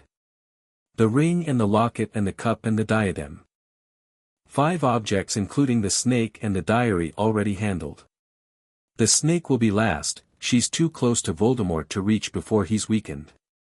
He turned the Potter ring on his finger, the Saulo stone catching the morning light. The soul fragment in my scar is the piece that requires the most delicate work. I've been building the rune sequence for it since October. Dumbledore went very still. You were going to let me die, Harry said. Not angry. Just clear. The version of this story you'd written required me to walk into Voldemort's killing curse carrying the fragment, and the curse would take the fragment and not me, you hoped, and I'd survive again. He met Dumbledore's eyes. I'm not going to do it that way. There's a better way. The rune sequence I've built doesn't require death or near death. It requires precision. Are you certain? Dumbledore said. Quietly. Frigg is certain, Harry said. Which is good enough. Dumbledore looked at his hands. When he looked up again the expression was the open one, the honest one, the one that didn't have strategy in it. When you describe how your family speaks of you, he said, and what they've made you, I am reminded of something I spent a great deal of effort not giving you. A childhood, Harry said. Yes. A pause. I told myself it was necessary. That love would make you soft. That the hardness of your early years was a tool I was forging. His voice was level and direct and clearly cost him something to maintain that way. I was wrong. What you are is not in spite of love. It is made of it. Harry looked at him for a moment. I know, he said. That's why I'm not afraid of you. Dumbledore absorbed this. Then, unexpectedly, may I ask, what is Frigg like? Harry felt something warm and involuntary in his expression. She sits very still, he said. And she knows everything and she tells you what you need when you need it. She cried once when she was telling me about my parents and she didn't apologize for it. He paused. She used to sit up all night when I was small and having bad dreams, just, being in the room. She didn't think I knew. I always knew. Dumbledore was quiet. She would have liked Lily Potter, Harry said. She told me so. She said they were the same kind of brilliant. Dumbledore looked at his hands again, and Harry let the silence be, because some silences were doing something and interrupting them was a waste of what they were doing. The owls arrived at breakfast. 2 of them, simultaneously, dropping from the enchanted ceiling in that particular raven black that meant Asgardian post, Hugin and Munin themselves, which caused a significant disturbance along the Gryffindor table because enchanted ravens the size of a large cat, descending with the regal indifference of creatures that did not acknowledge the concept of an inconvenient landing location, were not a common post-delivery experience. Hugin landed on Harry's shoulder. Munin landed on the table beside his plate and looked at the Gryffindor toast with the assessment of someone who has decided it is beneath them but is keeping options open. The letters were from Odin and Frigg, separate but coordinated. He could feel the coordination in the timing of the delivery, the particular quality of 2 people who had discussed the matter. Odin's letter was 7 lines long, which was extravagant by Odin's standards. The ravens tell me you dealt with the shade. Good work. The stone is back with Flammel, Dumbledore had it sent this morning, which suggests he is being more sensible than usual. The soul fragment in the scar is stable, I felt it from here. Your rune sequence is correct. Use it when you're ready. Thor sends his regards. He broke 3 training dummies last week and says it's your fault for making him think about footwork. Loki says nothing of consequence and sends you a coin that will produce a small but inconvenient explosion when someone tries to steal it. I have confiscated the coin. Come home well. Harry smiled at this. Hermione, reading over his shoulder with the unself-conscious curiosity she'd stopped apologizing for, made a sound of quiet delight at the coin description. Frigg's letter was longer. Her letters were always longer, not because she used more words but because the words she chose carried more.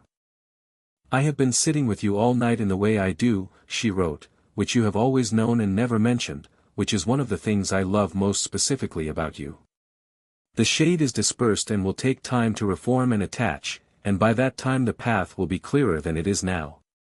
You have done what needed doing and you have done it entirely as yourself, which is all I have ever asked. The rune sequence for the scar, when you're ready, not before. The fragment is contained and patient. You have time. Don't rush the surgery because the wound is old. I want to tell you something I have been holding since you left in September. I knew from the first year what Dumbledore intended for you. I have known it since before we found you. And I chose not to simply remove you from the equation, to keep you in Asgard and let the wizarding world solve its own problems. This is a decision I have thought about every day. I chose Hogwarts because Midgard is yours. Not because prophecy says so. Because you looked at Diagon Alley and felt specific affection, and because a boy who feels specific affection for messy human places is a boy who will protect them properly. Love is always more reliable than duty. You have been magnificent this year. Not in the large ways, though those too, but in the small ones. The rune lessons. The 4th floor classroom.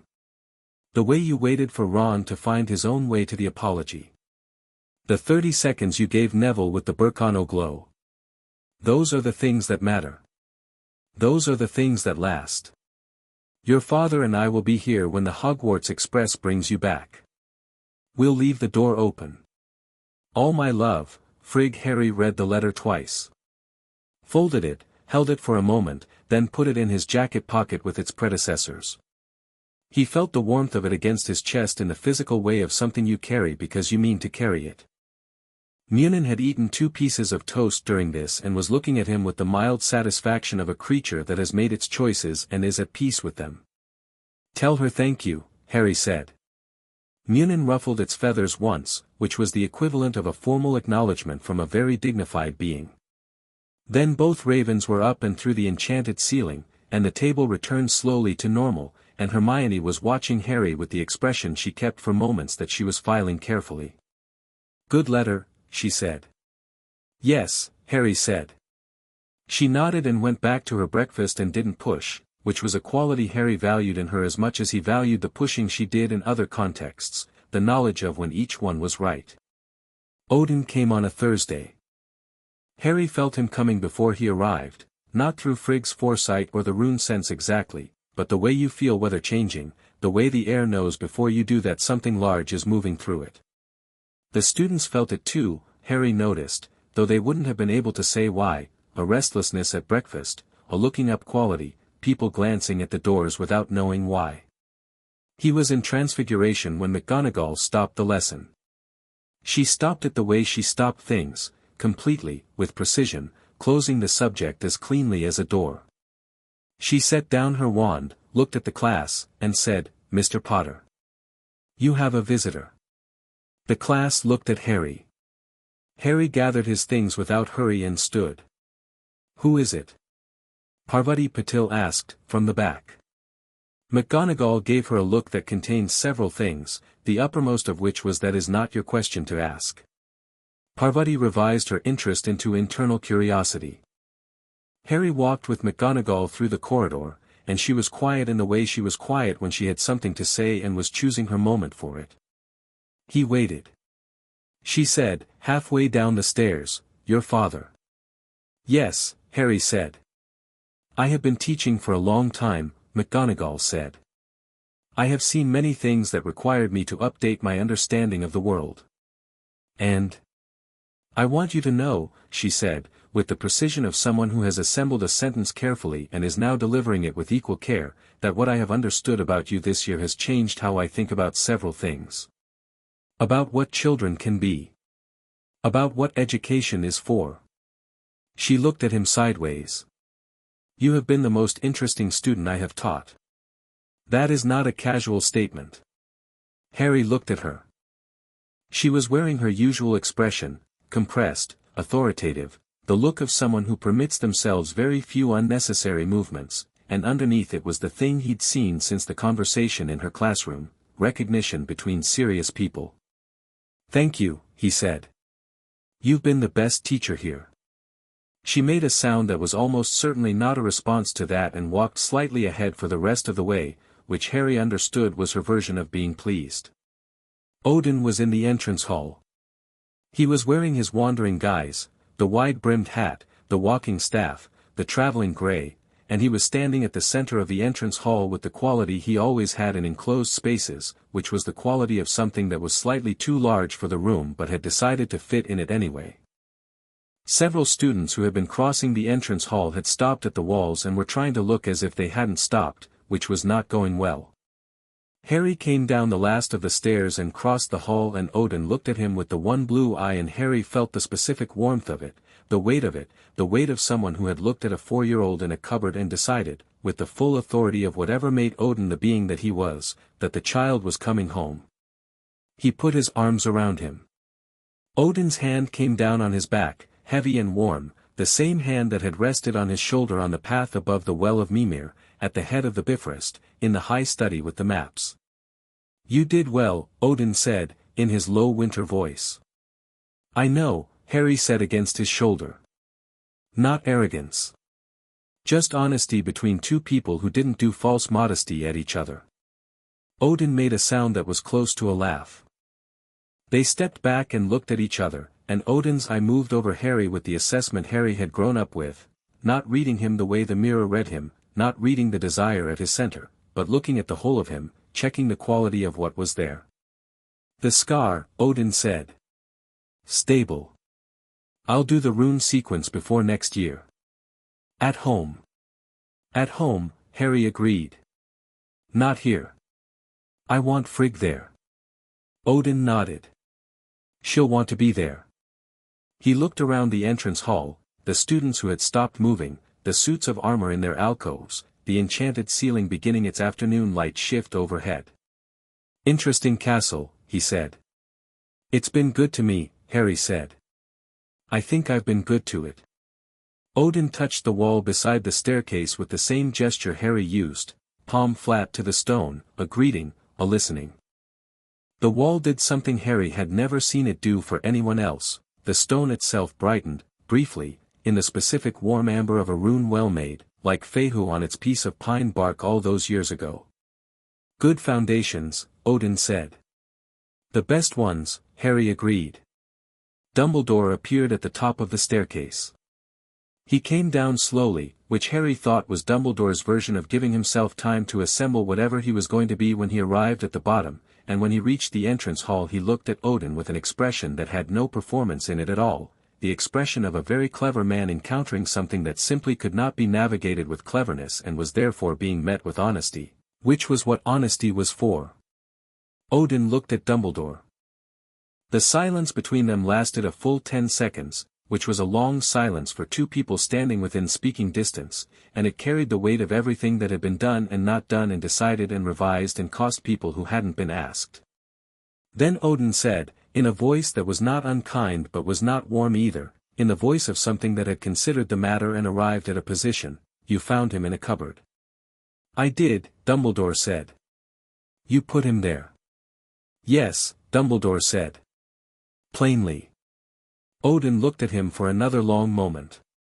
Harry watched this and did not intervene, because this was not his moment to manage. This was something that needed to be said between the man who had placed a child in a cupboard and the man who had opened the cupboard door, and it needed to be said without Harry in the middle of it. He came out whole, Odin said finally. No credit to the decision. Credit to the child. He paused. You have an extraordinary school. You are, I think, capable of being a person who makes better decisions than the ones you made. He said this in the same tone he used for facts. I suggest you try. Dumbledore held Odin's gaze through all of this, and Harry could see it costing him something, not the words, not the delivery, but the simple act of standing inside the accuracy of it without deflecting. I intend to, he said. Odin looked at him for one more moment, then looked at Harry. Walk with me. They went outside.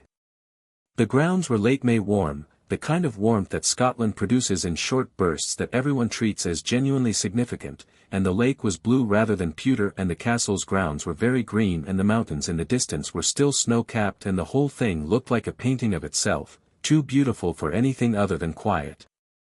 Harry walked beside Odin on the path along the lake and Odin was quiet in the particular way he was quiet when he had things to say that required walking to say them properly. The children, Odin said. The three. Hermione, Neville, Ron, Harry said. They're yours. Yes, Harry said. He meant this in the specific way of someone who understood what claiming meant, not possession, not control, but the weight of being someone's and knowing they are yours and accepting the weight of that bidirectionally. They came back to the corridor. After I told them to go for Dumbledore. They came back. Of course they did, Odin said. Harry looked at the lake. A giant squid tentacle broke the surface briefly and submerged with the complete dignity of something that existed on its own terms. Father, he said. Odin said nothing, but his stride adjusted slightly in the way it did when he was listening at his full depth. Frigg's letter said she chose Hogwarts because love is more reliable than duty, Harry said. And I've been thinking about that all morning. Because she also knew what Dumbledore intended. She knew what was in my scar. She sent me here anyway. He paused. She trusted me to handle it. Yes, Odin said. Not because she knew I'd be fine. Because she knew I could be myself even when it was hard, and that being myself was the best available response to whatever happened. Yes, Odin said again. Harry was quiet for a moment. I just wanted to say, I know what that cost her. To know and still send me. Odin stopped walking. Harry stopped too and looked up at him. The single blue eye was very still, the way it got when something had gone to a depth where the usual measurement stopped working. She sat by your bed every night for the first year, Odin said. You were small and you'd been very hungry for a long time and you had bad dreams, and she sat there without sleeping and without waking you, because she decided that a presence was worth more than an intervention. He paused. And then when you were 4.5 you woke up one night and found her there and you said, without fear, without surprise, because that is the kind of child you were, you said, I knew you were there. And he stopped. She cried, Harry said. She cried, Odin confirmed. And then she smiled. And then she said, good. He started walking again. That is what she is. That is what she gave you. The knowledge that being seen is not the same as being managed. Harry walked beside him and turned this over, and felt it settle into the place where the things that were most true settled, deep, sure, the kind of knowing that didn't require repetition. I'm coming home in 3 weeks, he said. We know, Odin said. Your room has been exactly as you left it. The rune notebooks are on the desk. Thor has reorganized the training courtyard in your honor and then been told by your mother to put it back. Harry laughed. Did he? He did, eventually, and with the specific manner of someone who considers this an injustice but respects the authority making the call. A pause. Loki helped him put it back and somehow it ended up slightly different from both the original arrangement and Thor's modification, and neither of them will say anything because neither of them can prove it. Harry laughed again, and it was the laugh he'd first found in a library with a one-eyed old man and a spider joke, the surprised genuine laugh, the one that came from below the usual level of things. They walked back along the lake in the warm late afternoon, and the castle watched them from across the grounds, its towers lit gold by the sun getting low over the mountains, and Harry felt Hogwarts' attention with the rune sense the way he felt it from anywhere on the grounds, steady, specific, the awareness of something old that had made up its mind about him. The end-of-year feast was enormous and golden, and Gryffindor won the House Cup, which Harry was moderately interested in as a fact and Ron was very interested in as an event. The announcement was made by Dumbledore with the particular warmth he had when the warmth was genuine rather than performed, and there were specific mentions of the night's events, sanitized for institutional purposes, which Harry thought was probably correct, and points were awarded in a way that made Hermione calculate the running total in real time with a speed that suggested she'd been keeping a parallel count all year. Neville got 10 points for nerve in the face of danger, which Dumbledore specified without elaboration, and Neville's face did the thing Harry had been trying to make happen since September, the going open thing, the settling, the face of someone who has been told by an authority that they were right about themselves. Harry caught his eye. Neville ducked his head, which was his version of accepting something gracefully. After the feast, Harry found himself at the end of the Gryffindor table with the three of them, the feast thinning around them as students drifted toward dormitories in the way of people who had eaten well and were being overtaken by the physics of late evenings. Hermione had closed her notebook, which was an event. Ron was in the state of someone who had consumed a significant amount of celebratory pudding and had opinions about this only in the sense that he'd do it again. Next year, Hermione said, to the table generally. Dobby, Harry said, because Frigg's letters had mentioned a house elf and a diary and a sequence of events that needed management, and the more he knew in advance the less damage anyone needed to sustain. Who? Ron said. A house elf attached to the Malfoys. He's going to try to stop me coming back to school next year. I need to deal with that before September. He paused. Without freeing him accidentally, which is apparently easy to do, you just give them clothing. Hermione sat up. Why can't he be freed? He can be. Just, the timing needs to be considered. If he's freed before he's safe, Lucius Malfoy will find a way to punish him for it. Harry looked at her. Dobby's safety matters more than the principle. Hermione considered this with the specific expression she made when justice was complicated. All right, she said. But we circle back to it. We circle back to it, Harry agreed. And the chamber, she said. Next year. I'll know when it starts. We'll be prepared. Ron said, when you say we'll be prepared, all of us, Harry said. I told you. You're my people. That's not a mission statement, it's a fact. Ron looked at him for a moment with the expression of someone who hasn't quite gotten used to being claimed and finds that it sits well. Then he poured himself more pumpkin juice with the manner of a man settling in for the long term. Neville said, Can I ask you something? Yes, Harry said. What's it like? Knowing things in advance. The runes, the threads, what Frigg tells you. He was careful with the question, not invasive, the quality Neville had of being precise with things that mattered because he'd had too many imprecise people handling things that mattered to him. Does it make things feel less real? If you already know the shape of them? Harry thought about this honestly. It makes things more real, he said. Knowing the shape of something doesn't change what it costs when you're in it. It just means you don't spend energy being surprised when it arrives. He paused. The runes remember. But they remember forward as well as backward, they hold the shape of something before it happens and after, and you have to live the middle regardless. The middle is always the real part. Neville turned this over. The middle is always the real part, he said. Yes. Like, Gryffindor, Neville said, with the slight wonder of someone finding an unexpected relevance. I didn't know I'd be sorted there.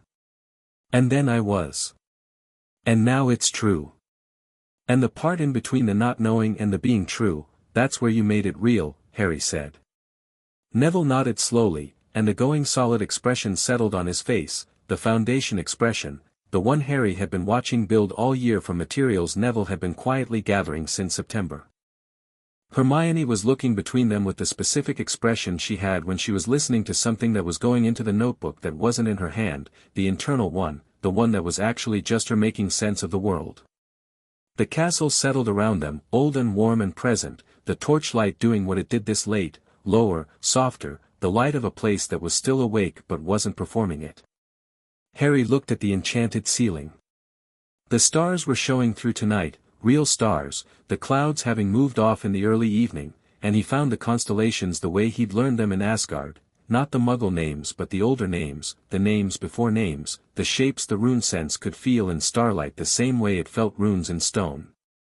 Somewhere up there, above the enchanted ceiling, above the Scottish sky, above the atmosphere and the orbit of the world, Asgard sat in the space between spaces, lit with its own particular gold, and Frigg was at her loom and Odin was at his maps and Thor was probably doing something enormous in the training yard and Loki was at the gallery railing not looking down.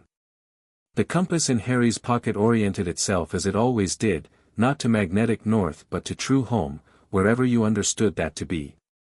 He pressed his palm to the table the way he pressed palms to walls, feeling the grain of the wood, the age of it, the long life of the thing. The table was warm. Of course it was. Hermione stacked her books. Ron finished his juice. Neville tucked Trevor back into his breast pocket, Trevor, who had survived the entire year with the mild equanimity of a toad who has decided that the situation is strange but manageable. They stood, and gathered their things, and the castle held them in the way of a place that had made its decision about a person and was comfortable with it. Harry was the last to stand. He stood at the end of the emptying table and looked at the great hall, the enchanted ceiling, the 4 house tables, the high table where the professors were gathered in the late warmth of a finished year, the doors open to the corridor where students' voices carried back in the dispersing way of a crowd becoming individuals again. He felt the rune sense move through all of it, easy and familiar, the language of old things running through stone and wood and enchanted ceiling and the deep foundations where Rowena Ravenclaw's structural runes still ran their permanent argument with mortality. Othala, he thought. Not cast. Just acknowledged. Home reclaimed. Inheritance restored. He would come back in September. He would come back the year after and the year after that, and each year the threads would pull tighter and the path would become clearer and there would be things to face that were harder than a shade in a chamber, and he would face them as himself, exactly as built, exactly as loved, nothing hidden, nothing diminished. But first he was going home. He crossed the great hall and went through the doors and up the stairs, and the castle lit the way before him, torch by torch, the warmth of it against his back as he climbed, and the rune sense carried it all, old stone and new friendship and Frigg's letters and Odin's hand on his shoulder and a spider in a cupboard called Loki and a one-eyed wanderer in a hallway at number 4, and a compass pointing at something that wasn't a direction but was always, always true.